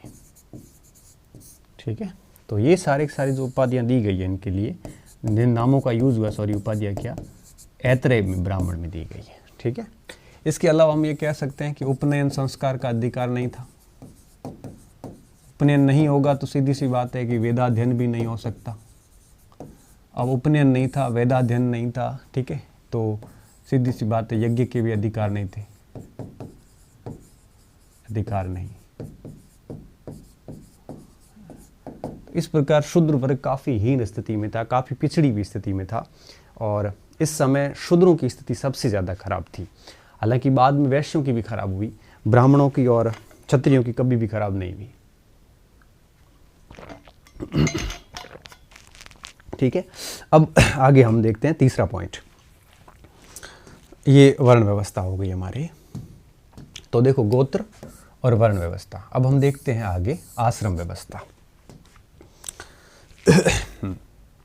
अब आश्रम व्यवस्था और संस्कार व्यवस्था आगे देख लेते हैं।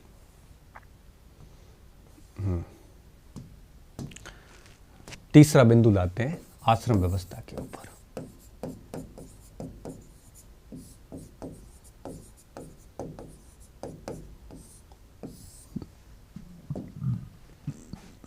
ठीक है, सॉरी। अब सबसे पहली बात कि आश्रम व्यवस्था जो है ये थी क्या। तो इस समय एक मनुष्य के आदर्श जीवन को 100 वर्ष माना गया। ऐसा माना गया कि एक आदमी जो है वो 100 वर्ष जिएगा। ठीक है, और 100 वर्ष जिएगा ऐसा मानकर, आदर्श उम्र मानकर उसकी उम्र को 4 भागों में बांट दिया गया।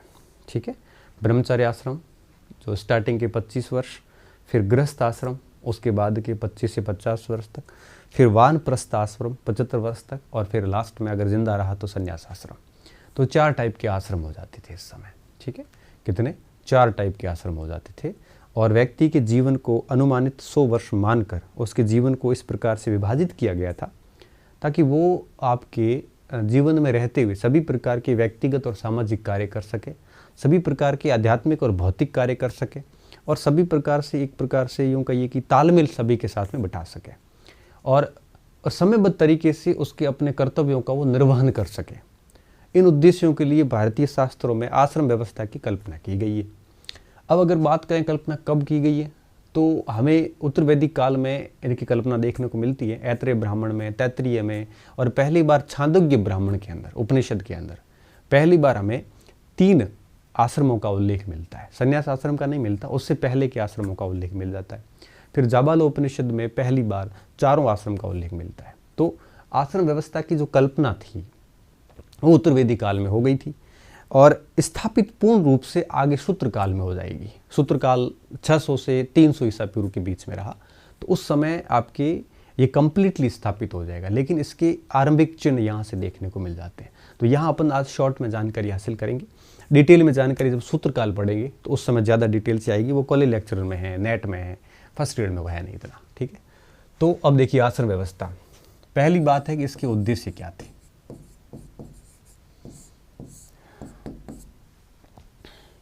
तो अब देखो, उद्देश्य से पहले इसकी परिभाषा लिखते हैं कि एक व्यक्ति की आदर्श आयु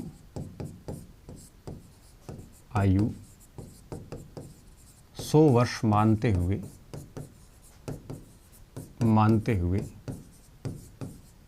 आदर्श आयु 100 वर्ष मानते हुए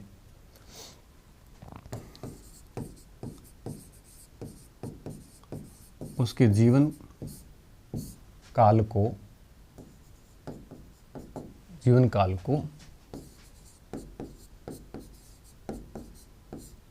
4 आश्रमों के रूप में या 4 वर्गों में या भागों में विभाजित किया।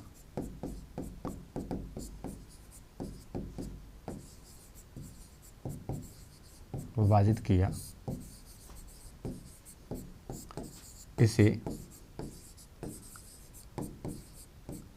आश्रम व्यवस्था कहा जाता है।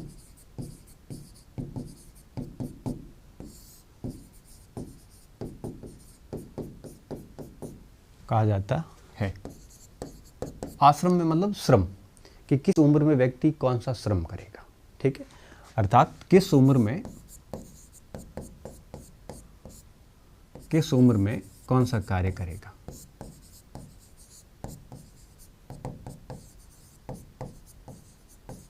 कौन सा कार्य,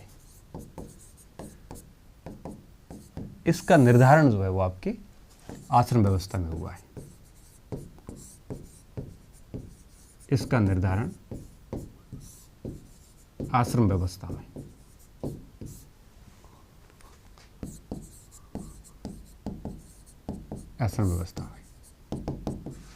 पहली बात। अब आता दूसरा पॉइंट, इसके उद्देश्य क्या है, क्यों ऐसा किया गया। देखिए, अगर अपन उद्देश्यों की बात करें तो मैंने जैसा कि आपको बताया, इसके मोटे मोटे तौर पे इसके 4 उद्देश्य हैं। तो पहला उद्देश्य है इसका वो ताकि एक व्यक्ति के जीवन के सभी कार्यों को ऐसे व्यवस्थित करना कि समयबद्ध तरीके से वो सब कुछ कार्य कर सके। दूसरा, उसके व्यक्तिगत जीवन और सामाजिक जीवन को तालमेल बनाते हुए चलना। ठीक है, समझाऊंगा कैसे। और सबसे बड़ी बात, आध्यात्मिक और भौतिक कार्यों के बीच में भी आपके या आध्यात्मिक और भौतिक जो सुख है उनके बीच में भी एक प्रकार से समायोजन स्थापित करना, ये मेन उद्देश्य था इस आश्रम व्यवस्था का। ठीक है, कई बार ऐसी परीक्षा में हमारे उद्देश्य पूछ लिए जाते हैं और हमारे पास हालत खराब होती है जब उद्देश्य पढ़े हुए नहीं हो। ठीक है, तो पहला व्यक्तिगत, पिछली बार शायद फर्स्ट ग्रेड फर्स्ट पेपर में आश्रम व्यवस्था का या पुरुषार्थ का उद्देश्य पूछा गया था, क्योंकि ये टॉपिक जो है ये सीधे तौर पे वैदिक काल में तो नहीं आता, लेकिन भारतीय संस्कृति की जो विशेषताएं हैं उसमें ये टॉपिक पड़ता है। तो भारतीय संस्कृति की विशेषताओं में हमने उसको डिटेल से नहीं लिया है, इसलिए मैं यहाँ पे उसको डिटेल से ले रहा हूँ ताकि प्रश्न गलत होने की संभावनाएं खत्म हो जाए यहाँ पे। ठीक है, तो 2 जगह पे टॉपिक आ रहा है ये। अच्छा, मौर्योत्तर काल और मौर्य पूर्व काल में भी सामाजिक जीवन है, तो वहाँ पे भी ये पढ़ना पड़ेगा। इससे बेहतर है कि अपन उसको अभी से उसको देख लेते हैं ताकि ज़्यादा परेशानी ना हो। ठीक है, व्यक्तिगत व सामाजिक कार्यों के मध्य संतुलन स्थापित करना,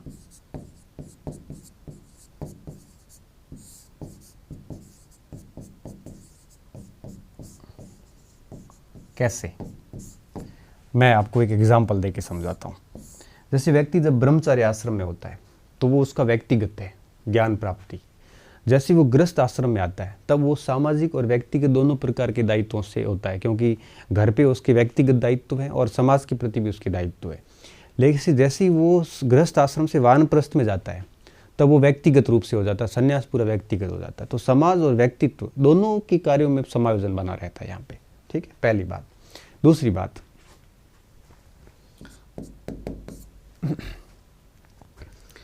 हाँ, भौतिक सुखों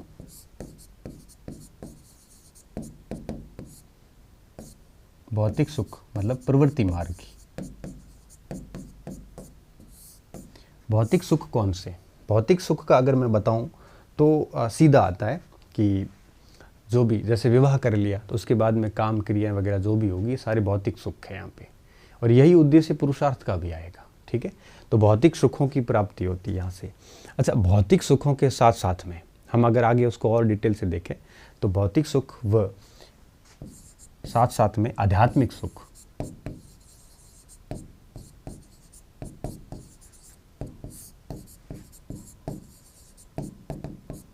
में, आध्यात्मिक सुख मतलब आप आध्यात्मिक सुखों में सामंजस्य। ठीक है, तो आध्यात्मिक सुख आपको अच्छे से पता है कि ब्रह्मचर्य आश्रम में भी मिलता है, वानप्रस्थ और संन्यास में भी मिलता है, भौतिक सुख गृहस्थ आश्रम में मिलता है। तो इस हिसाब से इसको भौतिक सुखों और आध्यात्मिक सुखों के बीच में सामंजस्य बिठाने का काम भी करता है। और तीसरा, मानव के कर्तव्यों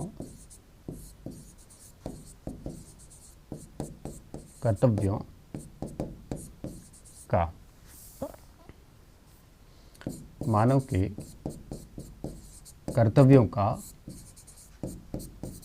समयबद्ध तरीके से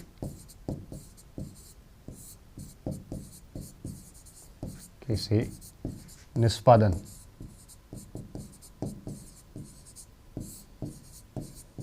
मनुष्य के क्या कर्तव्य, जैसे पंच यज्ञ करना उसके कर्तव्य होते हैं, ऋणों से ऋण होना उसके कर्तव्य होते हैं, परिवार के प्रति कर्तव्य होते हैं, समाज के प्रति कर्तव्य होते हैं। तो मनुष्य के जो कर्तव्य है उनको समयबद्ध तरीके से हर चीज़ का टाइम पे पूरी करना जरूरी होता है। तो उसको पूरा टाइम पे करने के लिए आश्रम व्यवस्था की व्यवस्था की गई है। ठीक है, ये कल्पना की गई है। उद्देश्य परीक्षा में पूछे जाते हैं, आप उसको थोड़ा ध्यान रखना। अब बात यह आएगी कल्पना हुई कहाँ पे है, तो इसकी उल्लेख हम कर लेते हैं अभी कि आश्रम व्यवस्था का उल्लेख सबसे पहले वैदिक साहित्य से हमें प्राप्त हो जाता है, और 3 आश्रम पहली बार छांदोग्य उपनिषद से प्राप्त होते हैं और 4 आश्रम हमें जाबाल उपनिषद से प्राप्त होते हैं। ये भी हमारे परीक्षा में कई बार सवाल पूछा जाता है। ठीक है, एक मिनट,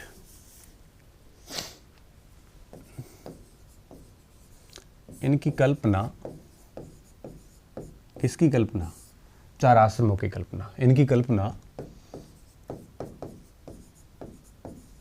उत्तर वैदिक काल में हो गई, या आप उसको कह दो उपनिषद काल में हुई। कल्पना कब हुई? उत्तर वैदिक काल में भी, मगर पूर्ण रूप से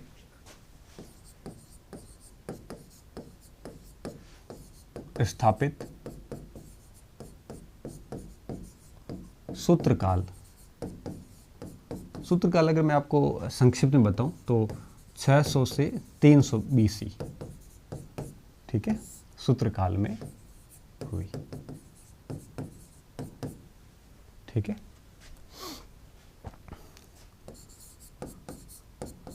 चार आश्रमों का उल्लेख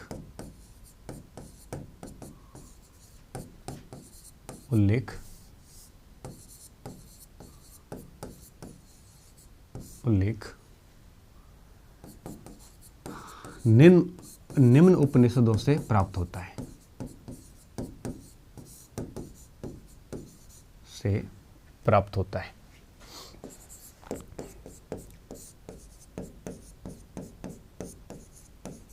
ठीक है, अब देखिए, ऐत्रेय ब्राह्मण, तैत्तिरीय और शतपथ, इनमें अनेक स्थानों पर यूज हुआ है।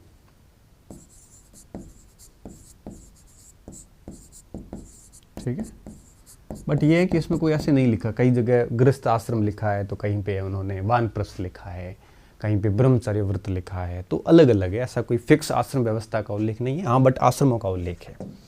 आगे अगर अपन बात करें कि पहली बार, जैसे अपन छांदोग्य उपनिषद की बात करें,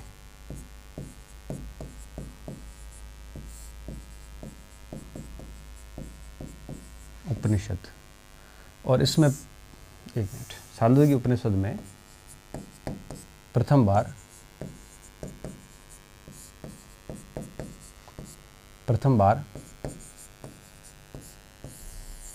3 उपनिषदों का उल्लेख, आश्रमों का उल्लेख है।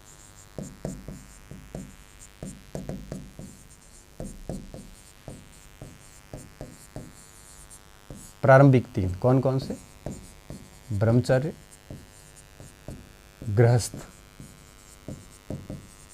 और आपके वानप्रस्थ। संन्यास आश्रम का उल्लेख नहीं।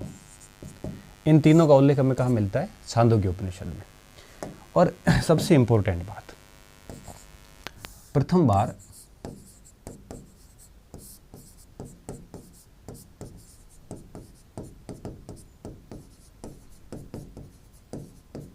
चारों उपनिषदों का उल्लेख जाबालोन उपनिषद में मिलता है।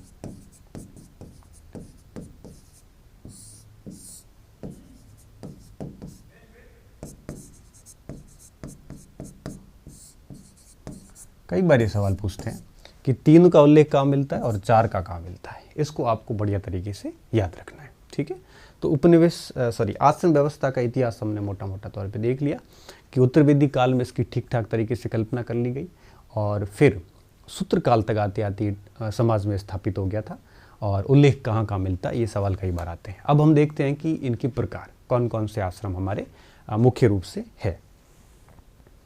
ठीक है, अब अपन देखेंगे कि इस आश्रमों के रूप कौन कौन से हैं। ठीक है, अब जो आश्रमों के प्रकार है उसको अपन 2 भागों में बांटते हैं।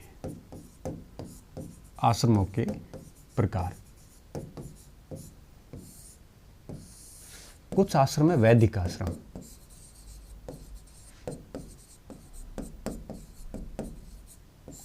और कुछ आश्रम है अवैदिक आश्रम।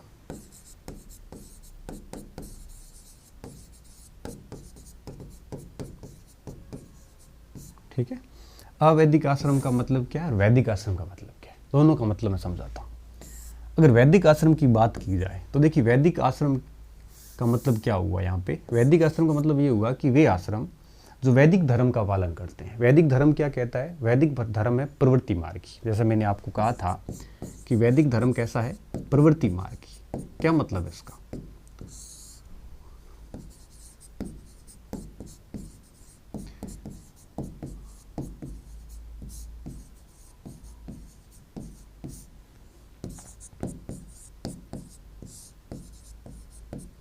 प्रवृत्ति मार्ग का मतलब होता है कि एक व्यक्ति जो है वो आपके भौतिक सुखों की प्राप्ति के लिए कार्य करता है, ठीक है, जिसमें आध्यात्मिक सुख होते हैं बट मोक्ष जैसी धारणाएं नहीं होती, संन्यास जैसी बातें नहीं होती, कर्म पर बल दिया जाता है। ये सारी सारी प्रवृत्ति मार्ग ही है, ठीक है। तो वैदिक आश्रम है टोटल 3। वैदिक आश्रम कितने हैं? 3 हैं। कौन कौन से? तो पहले तीनों आश्रम, ब्रह्मचर्य आश्रम, गृहस्थ आश्रम और आपके वानप्रस्थ आश्रम, इन तीनों आश्रम को हम कैसे कहते हैं? वैदिक आश्रम, ठीक है। ये वैदिक साहित्य में लिखे हुए हैं और वैदिक साहित्य के अनुरूप ही है, क्योंकि इसमें आध्यात्मिकता भी है और इसमें कर्म की बातें भी हैं और उसमें आपकी विभिन्न प्रकार के भौतिक सुख संतति जैसी बातें भी है, सब है। दूसरा है अवैदिक, जो वैदिक काल के बाद आश्रम आया। जो वैदिक काल के बाद आश्रम आया वो निवृत्ति मार्गी है। निवृत्ति मार्गी आश्रम मतलब क्या हुआ? निवृत्ति मार्गी का मैंने आपको बहुत हिस्ट्रिकल भाषा में, बहुत ही आसान शब्दों में कहा था कि जब हम कर्म फल का त्याग करने के कार्य करते हैं, कर्म फल संचित करना नहीं चाहते, तो फिर जनरली संन्यास की प्रवृत्ति होती है। कर्म की बजाय संन्यास पर बल दिया जाता है, ठीक है। तो निवृत्ति मार्गी आश्रम में क्या होता है? संन्यास। और जब संन्यास पर बल दिया जाता है तो ये आश्रम क्या कहलाता है? संन्यास आश्रम, ठीक है, संन्यास आश्रम। तो चौथा आश्रम जो है इसको हम कहते हैं संन्यास आश्रम। ये अवैदिक आश्रम है। और 3 आश्रम कैसे हैं? हमारे वैदिक आश्रम कहलाते हैं, ठीक है। अब देखो मैं यहाँ पे एक शॉर्ट में पॉइंट और समझाता हूँ आपको। अब जैसे हमारे 4 पुरुषार्थ भी आगे हम समझने वाले हैं, धर्म, अर्थ, काम और मोक्ष। जो ब्रह्मचार्य आश्रम है इसमें व्यक्ति जो है वो आपके धर्म का पालन करता है और साथ साथ में एक प्रकार से धर्म का ही अर्जन करता है। इस समय धर्म की शिक्षा हासिल करता है। जैसे वो गृहस्थ आश्रम में आता है तो काम, अर्थ और काम दोनों। अर्थ का मतलब होता है धन और उपार्जन, धार्मिक तरीके से या नैतिक तरीके से कमाया गया धन जो है वो अर्थ कहलाता है, ठीक है। अर्थ व काम, ठीक है। काम क्रिया वही रति क्रिया, काम क्रिया वाला। और फिर आता वानप्रस्थ। वानप्रस्थ आश्रम में क्या होता है? वानप्रस्थ में अर्थ व काम तो नहीं होते हैं बट धर्म व मोक्ष की बात होती है। तो वैदिक आश्रम जो है 3, इनमें ब्रह्मचर्य, गृहस्थ और वानप्रस्थ, इन तीनों में 4 पुरुषार्थों की प्राप्ति हो जाती है। जब अपन संन्यास आश्रम की बात करते हैं तो इसमें केवल एक ही पुरुषार्थ की बात होती है, वो होती है मोक्ष। और ये लोग मोक्ष के लिए क्या करते हैं? सब कुछ कर्मों का त्याग करके, कर्म फल संचित नहीं करना चाहते और ये क्या कर लेते हैं? संन्यास आश्रम के ऊपर चले जाते हैं, ठीक है। तो अब एक और महत्वपूर्ण पॉइंट कि इसमें सवाल क्या आ सकता है? सर इसमें सवाल ये आ सकता है कि निम्नलिखित में से कौन सा वैदिक आश्रम है, या निम्नलिखित में से कौन सा निवृत्ति मार्गी आश्रम है, या निम्नलिखित में से कौन सा प्रवृत्ति मार्गी आश्रम है, या निम्नलिखित में से कौन सा जैन और बौद्ध धर्मकालीन आश्रम है? क्योंकि निवृत्ति मार्गी धर्म जो है वो जैन बौद्ध धर्म थे, जैन बौद्ध धर्म, ठीक है। कौन सा निवृत्ति मार्गी आश्रम है? निम्नलिखित में से कौन सा धर्म को बल देता है? सिर्फ आश्रम, अर्थ, काम। इस प्रकार से कोई भी छोटा मोटा पॉइंट परीक्षा में हमारे पूछा जा सकता है, तो आपको इसका थोड़ा सा ध्यान रखना। कोई ज़्यादा दिक्कत वाली बात है नहीं इसमें वैसे। तो वैदिक व अवैदिक आश्रम, ठीक है। अब आप क्या करोगे? इसको अच्छे से देख लो और अब हम चारों की थोड़ी थोड़ी व्याख्या कर लेते हैं।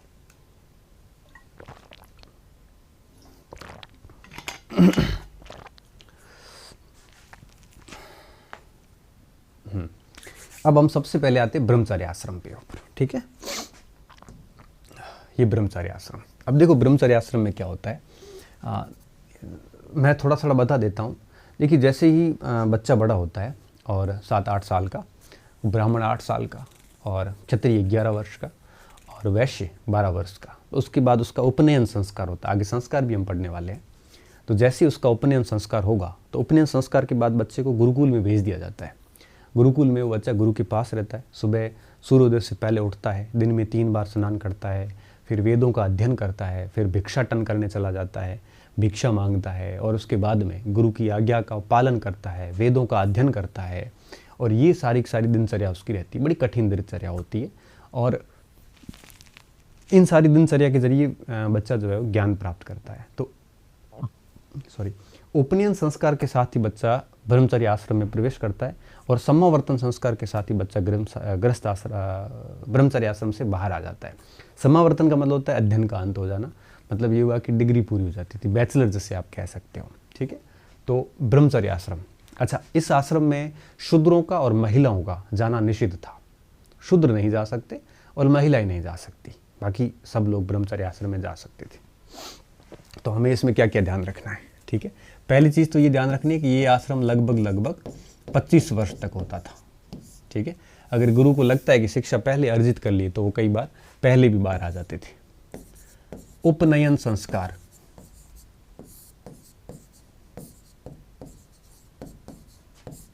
से समावर्तन संस्कार तक ये चलता था।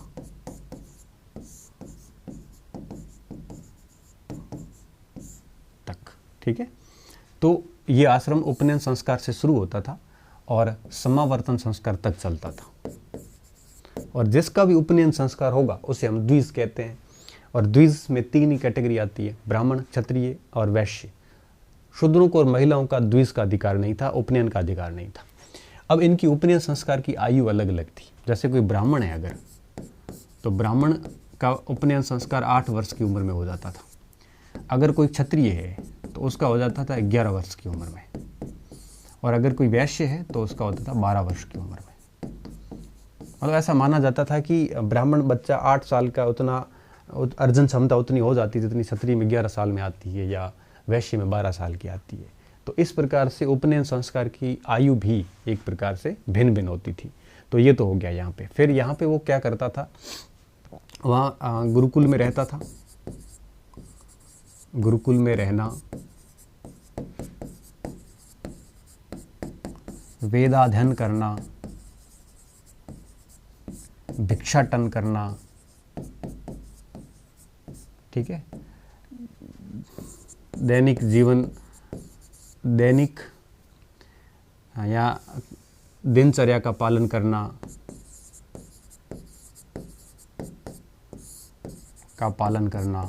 ठीक है। तो इस प्रकार से आप कह सकते हो कि पूरा का पूरा गुरु के प्रति समर्पित भाव से सारा का सारा ये काम है वो करता था। अच्छा, दिन में 3 बार स्नान करना, डेली अग्निहोत्र करना। अग्निहोत्र का मतलब मैंने आपको बता ही दिया था, सुबह शाम ईश्वर की पूजा करना। तो अग्निहोत्र करना, ये सारे के सारे काम जो है वो ये समय करता था, ठीक है। अब आगे देखिए कि शूद्र व महिला इस आश्रम में नहीं आ सकते, की अनुमति नहीं,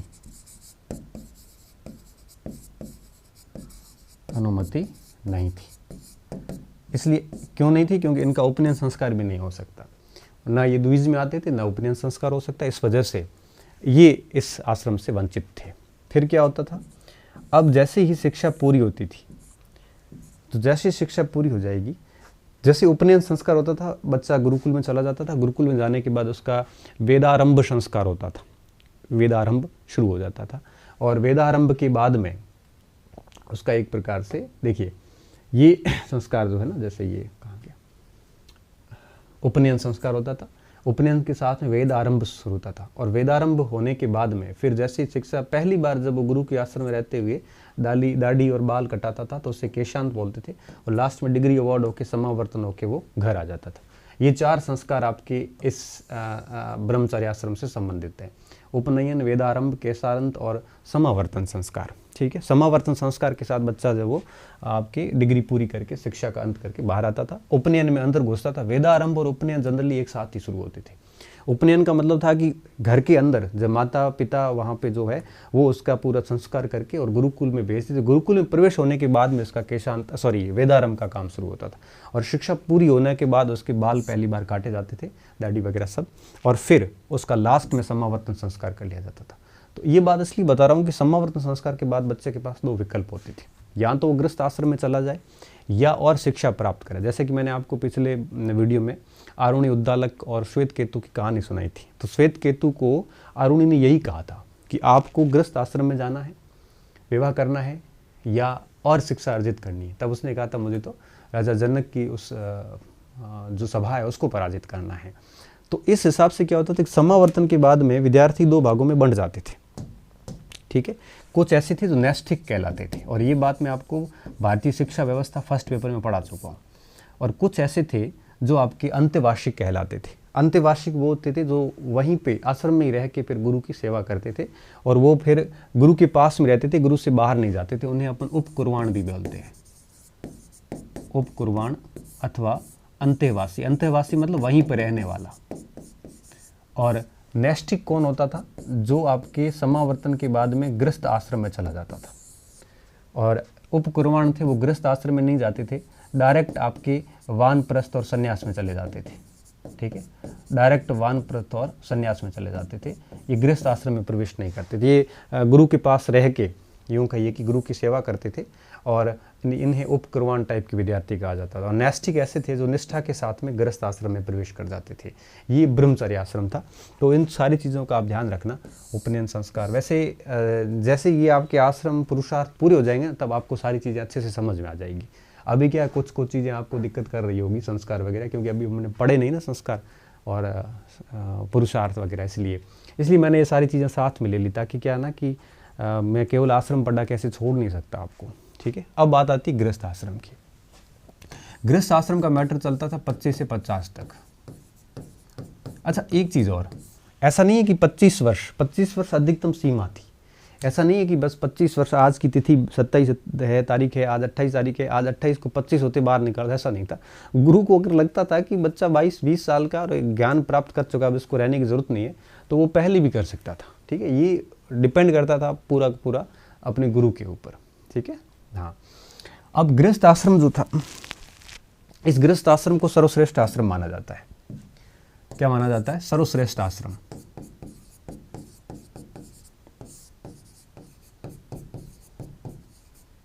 क्यों? इसके पीछे कई सारे कारण थे। पहला कारण ये था कि गृहस्थ आश्रम का मतलब था विवाह करना। जैसे विवाह करेगा तो वो 3 ऋणों से ऊऋण हो जाता था। मैंने आपको ये बात बहुत अच्छी तरीके से बता रखी है। ऊऋण होने का क्या मतलब है? जैसे पितृ ऋण, उसको पिता ने जन्म दिया है तो पिता का उसके ऊपर ऋण है, और विवाह करने के बाद वो बालक जो है, वो बच्चा जो है, जो व्यक्ति है, उसकी जैसी संतान होगी वो पितृ ऋण से मुक्त हो जाता था, ठीक है। इसके अलावा आपके ब्रह्म ऋण, देव ऋण थे, उनके लिए वो यज्ञ करके उनको ऋणों से मुक्त हो जाता, और यज्ञ के लिए पत्नी का साथ में होना जरूरी था। तो विवाह करने के बाद वो तीनों ऋणों से मुक्त हो जाता था। दूसरी बात, पंच महायज्ञ कर सकता था। और हमारे शास्त्र यही कहते, कोई व्यक्ति अगर ऋणों से मुक्त हुए बिना मर जाता है, उसको कभी मोक्ष नहीं मिल सकता, वो भटकता रहेगा वहाँ पे। तो ऋणों से मुक्त होना बहुत ज़्यादा ज़रूरी है, और ऋणों से मुक्त होने के लिए ये आपके करना बहुत ज़्यादा ज़रूरी था, ठीक है। इसलिए इसको हम क्या कहते हैं? सर्वश्रेष्ठ आश्रम। अच्छा, एक और बात, शूद्र वर्ग जो था, शूद्र व महिलाओं के लिए इस आश्रम की अनुमति थी। महिलाओं के लिए इस आश्रम की अनुमति थी। अब महिलाओं की जरूरी थी, अनुमति देनी पड़ती, बिना महिलाओं के गृहस्थ आश्रम वाला मैटर वैसे नहीं बैठता, ठीक है। पीछे रहे शूद्र, तो शूद्र शादी तो शूद्र भी करेंगे, नहीं तो उनकी सेवा कौन करेगा आने वाली पीढ़ियों में। तो इन लोगों को, इन दोनों वर्गों को इन्होंने क्या कर दिया था? अनुमति दे रखी थी। तो ये गृहस्थ आश्रम की बातें थी। सर्वश्रेष्ठ आश्रम कहा जाता है। 3 ऋणों से ऊऋण होने के लिए ये आश्रम बहुत ज़रूरी है। और पंच महायज्ञ और 3 ऋण, ये मैं आपको पीछे धार्मिक जीवन में बता चुका हूँ, इसलिए मैं यहाँ पे बात नहीं करूँगा। और शूद्र व महिलाओं के लिए ये आश्रम अनुमति थी, ये कॉमन सेंस की बात है। अब क्या होता था? अच्छा, इस समय जो भी व्यक्ति था वो आपके धर्म काम का भी अर्थ का अर्जन करता था, अर्थ व मोक्ष, काम, इन दोनों पुरुषार्थ के लिए काम करता था। और इसमें किसके लिए काम करता था? धर्म पुरुषार्थ के लिए, ठीक है। अर्थ व काम पुरुषार्थ के लिए करता था। अच्छा, विवाह जो है वो उसकी व्यक्तिगत और सामाजिक दोनों प्रकार की जिम्मेदारी थी।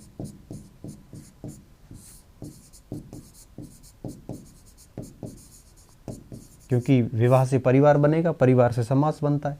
तो ये आपकी एक प्रकार से दोनों की क्या थी, जिम्मेदारी थी, दोनों जिम्मेदारियां थी इसके पास में। इसलिए गृहस्थ आश्रम है वो सबसे ज़्यादा महत्वपूर्ण इस समय बताया गया है। ठीक है, अब गृहस्थ आश्रम के बाद में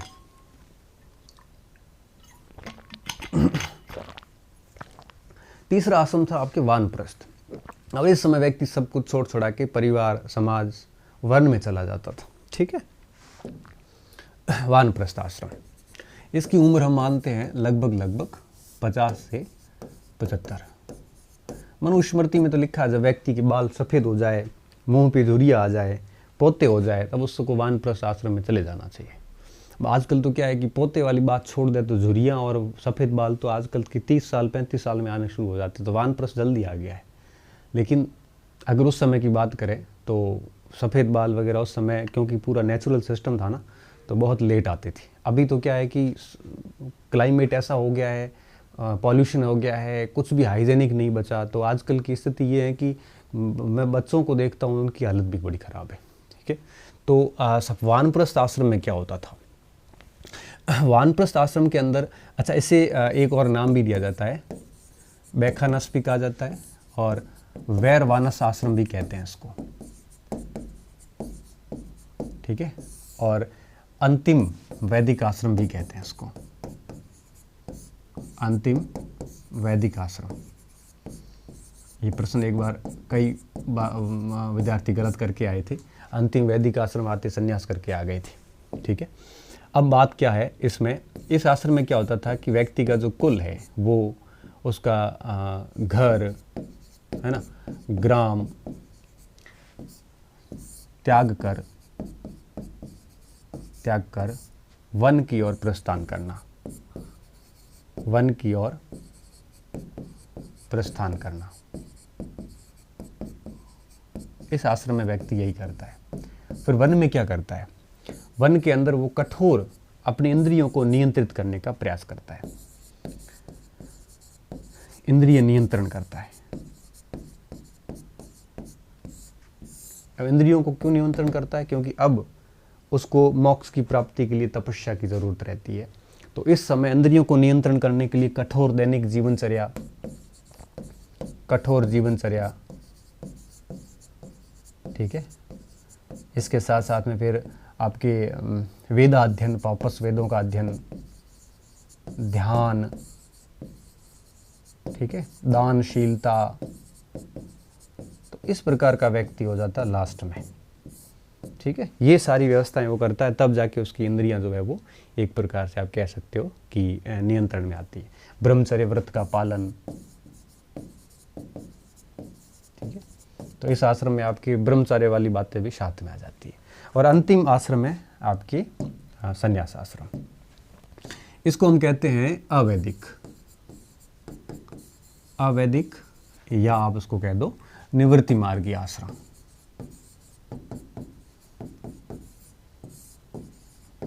अगर 75 वर्ष से पहले मर गया कोई व्यक्ति तो फिर इस आश्रम में आएगा नहीं।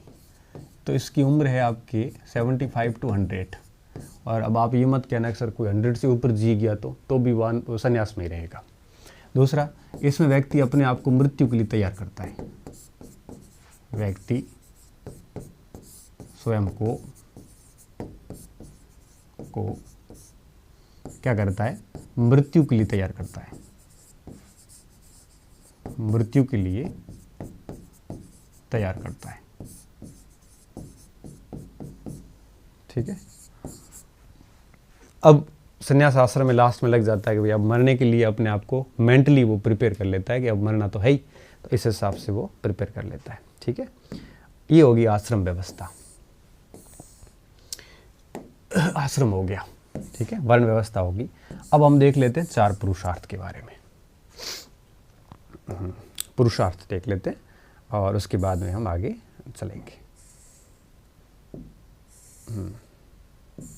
ठीक है, पुरुषार्थ देखें उससे पहले हम थोड़ा सा पुरुषार्थ का परिचय करेंगे। पुरुषार्थ, ठीक है, पुरुषार्थ। अब देखिए, पुरुषार्थ की अगर अपन बात करें कि पुरुषार्थ का मतलब क्या था, यहाँ पे पुरुषार्थ का क्या उद्देश्य था, तो पुरुषार्थ का उद्देश्य सीधा सा सिंपल सा उद्देश्य था, क्योंकि देखो पुरुषार्थ और आश्रम व्यवस्था एक दूसरे से बहुत जुड़ी हुई है। मैंने आपको कहा ना कि चारों पुरुषार्थों की प्राप्ति व्यक्ति को चारों आश्रम में हो रही है, ठीक है। मोक्ष की कैसे हो रही है, धर्म अर्थ काम और की उसकी। तो पुरुषार्थ का उद्देश्य भी वही है जिसमें आपके भौतिक व आध्यात्मिक सुखों के मध्य संतुलन, ठीक है, सुखों के मध्य संतुलन बिठाना, ताकि व्यक्ति आपके भौतिक सुख भी प्राप्त कर सके और आध्यात्मिक सुख भी प्राप्त कर सके। आप उसको ऐसे प्रवृत्ति मार्ग और निवृत्ति मार्ग भी कह सकते हो, ठीक है। ये बात आप कह सकते हो आश्रम व्यवस्था में भी आई थी, लेकिन आश्रम व्यवस्था और ये दोनों एक दूसरे के साथ ही चलते हैं, ठीक है, क्योंकि इनका पालन भी आश्रम व्यवस्था के अंदर रहते हुए करना पड़ता है। अगर अपन बात करें कि इसका उल्लेख जो है वो आपके उत्तर वैदिक काल में हुआ, काल में कल्पना हुई व सूत्र काल में इसका व्यवस्थित रूप देखने को मिलता है,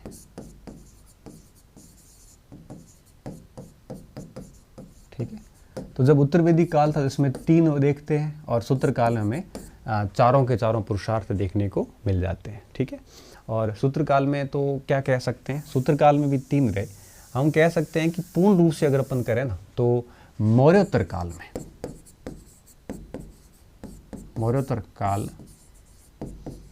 व गुप्त काल में विकसित हुए, ये विकसित रूप में दिखते हैं, ठीक है। तो देखिए हमारे पास में कितने पुरुषार्थ है, तो हमारे पास है टोटल 4 पुरुषार्थ, ठीक है। अब अपन एक एक की बात करते हैं। सबसे पहले आता धर्म। धर्म का क्या मतलब है? धर्म का मतलब होता है नीतिगत कार्य करना, नीति के अनुरूप कार्य करना ही धर्म कहलाता है, ठीक है। जो जैसे अगर आप नीति के अनुसार काम नहीं करते तो वह अधर्म है, ठीक है। तो धर्म का मतलब ये हुआ नीति अनुरूप कार्य करना, नीति अनुरूप, या आप कह सकते हो कि शास्त्र अनुरूप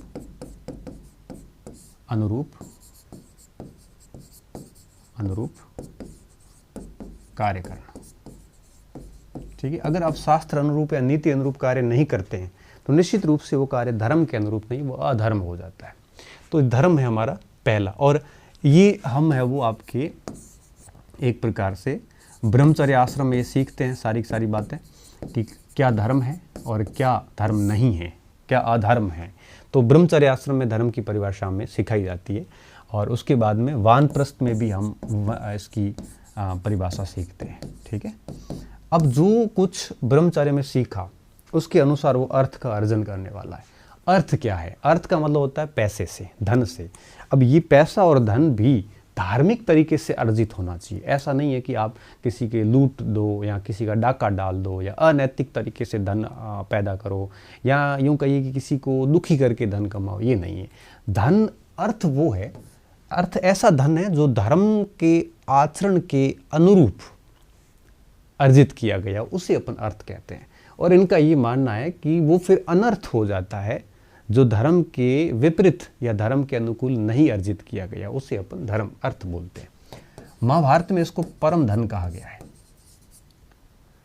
परम धर्म किसको कहा गया है?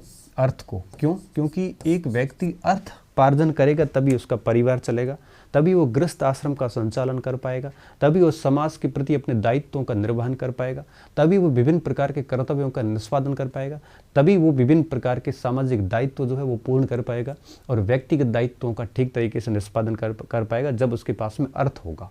तो अर्थ को परम धर्म कहा गया है, ठीक है। अच्छा, अब बात आती है परम धर्म। तो अर्थ का मतलब क्या है? वह धन जो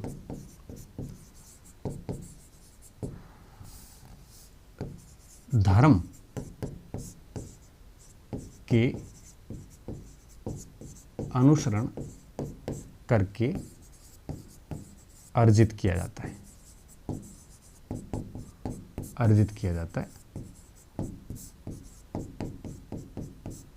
उसे हम क्या कहते हैं, उसे अर्थ कहते हैं। ठीक है, तो अर्थ ज़रूरी है और बिना अर्थ के कोई भी कार्य ठीक से नहीं हो पाएगा। तीसरा जो हमारा पुरुषार्थ है वो है आपकी काम। काम का मतलब क्या होता है, अब मैं अगर बहुत ही संकीर्ण परिभाषा इसकी दूं, वैसे इसकी विस्तृत परिभाषा बहुत बढ़िया है, संकीर्ण परिभाषा अगर मैं बताऊं तो वो ये होता है कि वैवाहिक जीवन के बाद में पति और पत्नी के बीच के जो शारीरिक संबंध होते हैं उसको अपन बेसिकली काम क्रिया बोलते हैं। हालांकि इसकी परिभाषा बहुत विस्तृत है, लेकिन मुझे शॉर्ट में समझाने के लिए यही ठीक लगी, जैसे काम सूत्र वाला ये काम है। तो अब देखिए इस काम का मतलब क्या है। इस काम का मतलब ये होता है कि अगर आप धर्म के रास्ते से कार्य करते हो, काम करते हो तो है ठीक। अगर आप धर्म के अनुसार काम नहीं कर रहे हो तो निश्चित रूप से ये काम भी आपके यूं कहिए कि गलत है। तो काम शादी के बाद ही हो पाएगा, विवाह के बाद ही हो पाएगा, और विवाह के बाद किया गया काम एक प्रकार से धर्म अनुकूल होता है। इसलिए गृहस्थ जीवन में आना जरूरी था। काम और अर्थ इन दोनों को अगर प्राप्त करना है तो ब्रह्मचार्य आश्रम से गृहस्थ आश्रम में आना जरूरी है। अगर गृहस्थ आश्रम से नहीं आएंगे तो दो मोक्ष पुरुषार्थ से वंचित हो जाते हैं। कौन कौन से? एक काम से वंचित हो जाते हैं, एक आपके अर्थ से वंचित हो जाते हैं। ठीक है, तो यह क्रिया भी आपके किस आश्रम में होती है? गृहस्थ आश्रम में। ये क्रिया किस में होती है? गृहस्थ आश्रम में ये क्रिया होती है। ठीक है, अब आते हैं काम पे। काम में क्या है कि धर्म अनुरूप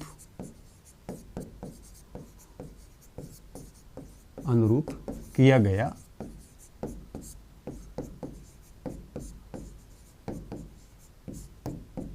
काम ही युक्ति संगत है, अन्यथा वो अनैतिक कार्य हो जाते हैं। ठीक है, युक्ति संगत है और इस काम से ही आपके संतानोत्पत्ति होती है। ठीक है, इसी से फिर आप पितृ ऋण से मुक्त हो पाते हैं, और यह भी आपके सिर्फ और सिर्फ किस में हो सकता है? गृहस्थ आश्रम में। किस में संभव है? गृहस्थ आश्रम में संभव है, बाकी किसी आश्रम में काम संभव नहीं है। और अब आता है अंत में मोक्ष। मोक्ष ये कहता है कि धार्मिक तरीके से धर्म के रास्ते चलते हुए आपने अगर काम और अर्थ को अर्जित किया है और जिंदगी भर धर्म के रास्ते पे चले हो तो ही आपको मोक्ष की प्राप्ति होगी। तो मोक्ष है आपके पुरुषार्थ का सर्वोच्च लक्ष्य, पुरुषार्थ का या मानव का अंतिम व सर्वोच्च लक्ष्य कौन सा है? मोक्ष। मोक्ष का मतलब क्या होता है?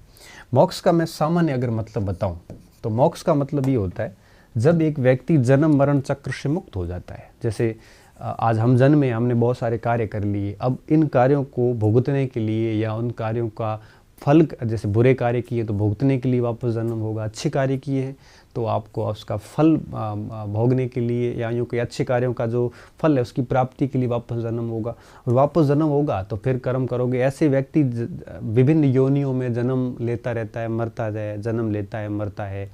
इसे मोक्ष नहीं कहते। मोक्ष इसे कहते हैं कि एक व्यक्ति ऐसे कर्म करे कि उसका वापस जन्म ही ना हो।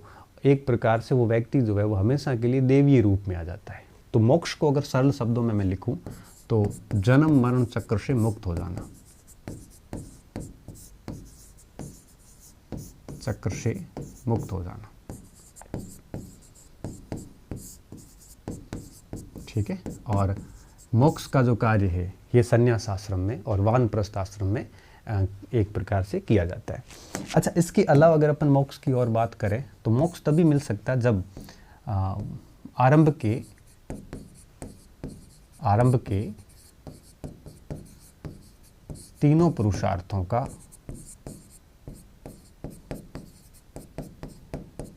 पालन किया हो तो ही मोक्ष की प्राप्ति संभव।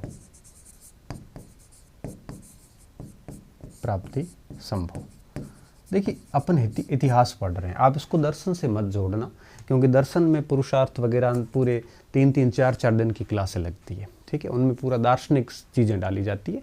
हमारी हिस्ट्री में ये दार्शनिक चीज़ें काम की नहीं है।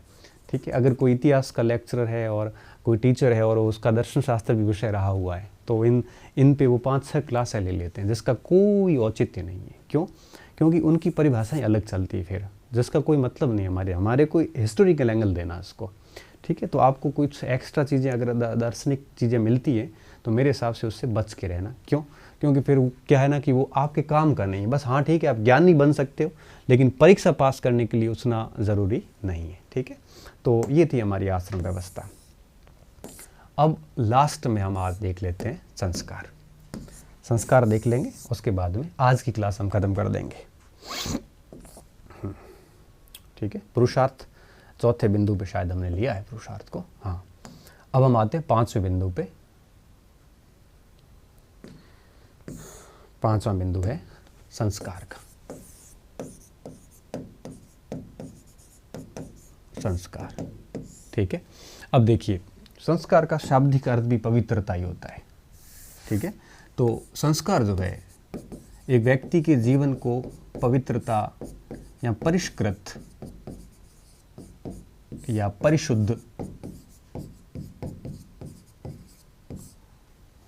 परिशुद्ध करने हेतु, आगे लिख लेना, मानव जीवन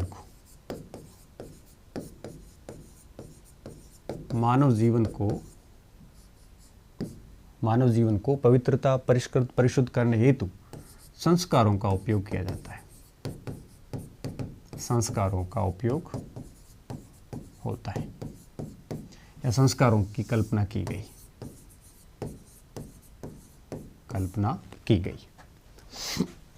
ठीक है। एक बात तो ये हो गई। दूसरी बात, ये पूछते हैं कई बार, ये मेरे हिसाब से पिछली फर्स्ट ग्रेड में एक आश्रम व्यवस्था का सवाल था, एक पुरुषार्थ का था मेरे हिसाब से, या एक संस्कार से था। हर बार एक दो सवाल इनसे आते रहते हैं, बहुत सरल सवाल आता है। दूसरी बात की वैदिक साहित्य में उसका उल्लेख मिलता है। वैदिक साहित्य में यत्र तत्र इसका उल्लेख मिलता रहता है,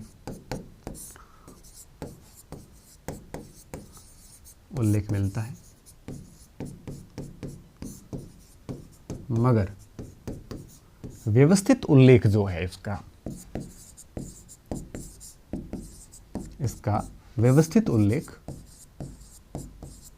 गृह सूत्र में मिलता है। गृह सूत्र जो कि सूत्र साहित्य का भाग है में मिलता है। ये सूत्र साहित्य वगैरह क्या है, ये भारतीय इतिहास को जानने के जो स्रोत हैं उसमें हम पढ़ेंगे, वो कॉलेज लेक्चर में आता है तो उसको डिटेल से वहाँ पढ़ेंगे, ठीक है। तो गृह सूत्र में मिलता है। और हमारे व्याख्याकारों ने 16 संस्कारों की बात की है। कितने? 16 संस्कारों की, ठीक है। अलग अलग इतिहासकारों ने, व्याख्याकारों ने अलग अलग संस्कार बताए हैं, लेकिन हमारे मेन 16 संस्कार हैं। कौन कौन से? देखिए, सबसे पहला है गर्भाधान संस्कार। देखिए, नाम से विदित है, और जो पहले 3 संस्कार है ये जन्म पूर्व के संस्कार है। ध्यान रखना, ये जन्म पूर्व के संस्कार।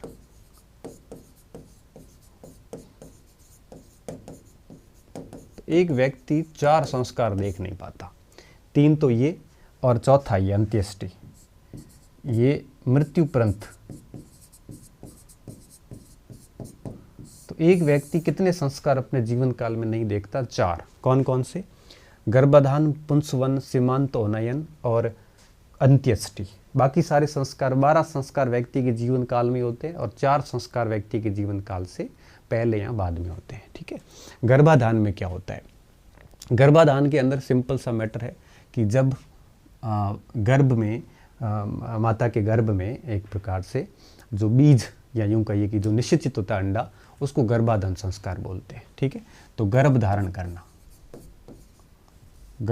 करना ये गर्भाधान संस्कार है, ठीक है। इसमें क्या, कुछ ऐसे दिन दिए गए हैं कि इस दिन से अगर शारीरिक संबंध बनाने से अच्छा होता है, इन दिनों का शारीरिक संबंध ठीक नहीं होता है, तो गर्भाधान संस्कार में ये सारी चीज़ें होती है। दूसरा होता है पुंसवन। पुंसवन में क्या होता है, ये जनरली 3 माह का जब आपके गर्भकाल होता है उस समय ये किया जाता है, और उसमें पुत्र प्राप्ति की कल्पना की जाती है। कल्पना क्या, विश की जाती है कि भाई पुत्र प्राप्त हो। और ऐसे हुए तो क्या करते हैं, ये वट वृक्ष की खाल लाते हैं और उसका एक निचोड़ निकाल के और उसका रस बनाते हैं और उस रस को महिला के दाहिनी कान जो है गर्भवती स्त्री के उसमें डाला जाता है और पुत्र प्राप्ति की कल्पना की जाती है। ठीक है, तो इसमें क्या किया जाता है, पुत्र प्राप्ति की कल्पना की जाती है। कल्पना क्या, मांग की जाती है, सॉरी, भगवान से कहा जाता है कि भाई हमें पुत्र प्राप्त हो। ठीक है, पुत्र प्राप्ति। उसके बाद में तीसरा आता है सीमांतोन्नयन। ठीक है, सीमांतोन्नयन जनरली होता है 4 से 8 माह के बीच में जब गर्भ होती है स्त्री की उस समय। और इस समय क्या होता है, सीमांत का मतलब जनरली होता है बाल, उन्नयन का मतलब ऊपर करना। तो इसमें क्या होता है कि महिला के बालों को ऊपर बांधा जाता है, मतलब इस प्रकार से जूड़ा बना दिया जाता है। तो बाल ऊपर बांधे जाते हैं और साथ में ये एक प्रकार से जो भी अनिष्ट शक्तियाँ होती हैं, जो भी पहले ऐसे माना जाता था कि जो भी गर्भवती स्त्री होती है उसको भूत वगैरह लग जाते हैं या उसको है वो कुछ ऐसी अनिष्ट शक्तियाँ जो सीधी चोट पहुंचा सकती है जो गर्भ में बच्चा है उसको, तो उनसे है वो बचाया जाता था। तो ठीक है, तो बुरे से बचाया जाता था। ये तीनों संस्कार जन्म से पूर्व के संस्कार है। ठीक है, अब अपन बात करते हैं चौथे संस्कार, जात कर्म। जो संस्कार है यह आपके जैसे ही बच्चा हो जाता है तो सबसे पहला संस्कार बच्चे के जन्म के बाद का है वो है जात कर्म। इसमें पहली बार स्तनपान करवाया जाता है और उसकी जात तय हो जाती है। ठीक है, बाप्टिज्म होते हैं जैसे ईसाई धर्म में, जात तय हो जाती है कि जिस परिवार में जन्मा है पिता उसको देखता है और वो एक प्रकार से स्तनपान करवा के उसकी जात फिक्स हो जाती है। फिर आता नामकरण। ठीक है, तो 10वें या 12वें दिन बच्चे का क्या किया जाता है, नाम दिया जाता है पहली बार। तो ये नामकरण संस्कार, ये नाम से ऐसे पता चल जाएगा आपको कि नामकरण संस्कार वगैरह वगैरह क्या है, ये देखते ही पता चल जाएगा। ठीक है, फिर आता है निष्क्रमण। निष्क्रमण का मतलब होता है कि घर से बाहर निकालना। तो 3 से 4 माह का जब बच्चा हो जाता है तो उसको पहली बार सूर्य के दर्शन करवाए जाते हैं। सूर्य दर्शन का मतलब होता है घर से पहली बार बाहर निकालना। घर से बाहर निकलेगा तभी सूर्य दर्शन होगा। तो निष्क्रमण संस्कार 3-4 महीने का जब बच्चा होता है उस समय किया जाता है ताकि ये वो बच्चा पहली बार सूर्य को देखे। उसके बाद जब बच्चा 6 महीने का लगभग हो जाता है तब उसको दूध व चावल का भोजन दिया जाता है। ठीक है, दूध व चावल, तो ये अन्न पहली बार ग्रहण करवाया जाता है, जैसे हम क्या कहते हैं अन्नप्राशन बोलते हैं। फिर आता है आपके चूड़ाक्रम। चूड़ाक्रम में क्या होता है, ये पहली बार बच्चे के बाल काटे जाते हैं। हम जातरू करते हैं, आज भी आपको पता होगा, बाल काटते हैं। ठीक है, तो पहली बार बच्चे के बाल काटना क्या कहलाता है, चूड़ाक्रम कहलाता है। इसको एक प्रकार से दूसरा और नाम भी दिया जाता है, इसे चौलक्रम भी बोलते हैं। ठीक है, चौलक्रम भी इसको बोलते हैं। ये 8वां संस्कार है। ठीक है, उसके बाद में आता है 9वां संस्कार, कर्णभेदन। इसमें क्या होता है, बच्चे के कान में है वो छेद किया जाता है ताकि उसको, आज भी आपको पता है ये तो करती है वैसे, तो ये 5 वर्ष तक कभी भी किया जा सकता है। ठीक है, कान में छेद किया जाता है। ठीक है, फिर क्या होता है विद्या आरंभ। इसमें क्या होता है, बच्चे को पहली बार एक प्रकार से शब्द आरंभ करवाए जाते हैं, अक्षर सिखाए जाते हैं। ये घर पे माँ ही करती है, अक्षर आरंभ, माँ बाप जो भी अक्षर आरंभ करवाते हैं, कुछ मंत्र सिखाते हैं वगैरह वगैरह, ये सारी चीज़ें विद्या आरंभ में होती है। उसके बाद में होता है उपनयन संस्कार। ठीक है, उपनयन संस्कार में क्या होता है, बच्चे को आपके गुरुकुल भेजा जाता है और ये है आपके द्विज सिस्टम, ये केवल द्विज के लिए ही अलाउ था।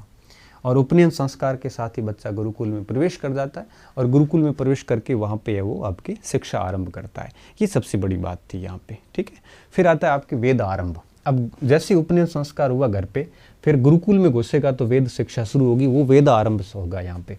और गायत्री मंत्र के साथ में वेदों की शिक्षा शुरू होती थी, गायत्री मंत्र के साथ में। ठीक है, और ये गायत्री मंत्र के साथ में वेद आरंभ। फिर क्या होता है कि बच्चे के पहली बार गुरुकुल के अंदर रहते हुए बाल और दाढ़ी वगैरह बनाना, ये काटना होता था। दाढ़ी व बाल गुरुकुल में रहते हुए पहली बार काटना, ये केशांत हो गया। ठीक है, उस समय गाय का दान भी किया जाता था, इसलिए इसको गोदान भी कहते हैं।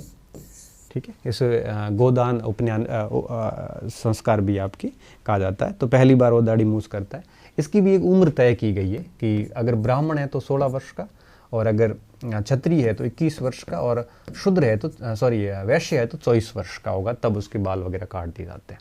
फिर आता समावर्तन, जिसमें शिक्षा पूर्ण हो जाती है, डिग्री अवॉर्डेड। ठीक है। फिर विवाह, ये तो आपको सभी को अच्छे से पता है, अंत्येष्टि भी अच्छे से पता है, इसे मुझे बताने की कोई ज़रूरत नहीं है।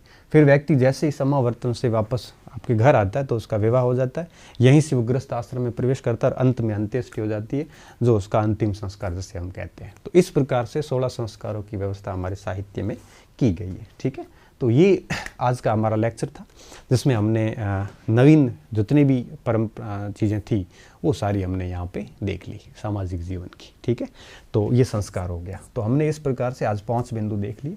सामाजिक जीवन में स्त्रियों की स्थिति एक छोटा सा बिंदु रहा है, जो हम कल के लेक्चर में करेंगे, और साथ में कोशिश करेंगे कि आर्थिक जीवन भी कल हम कर दें। ठीक है, बहुत धन्यवाद विद्यार्थियों, अच्छे रहिए, मस्त रहिए और पढ़ते रहिए।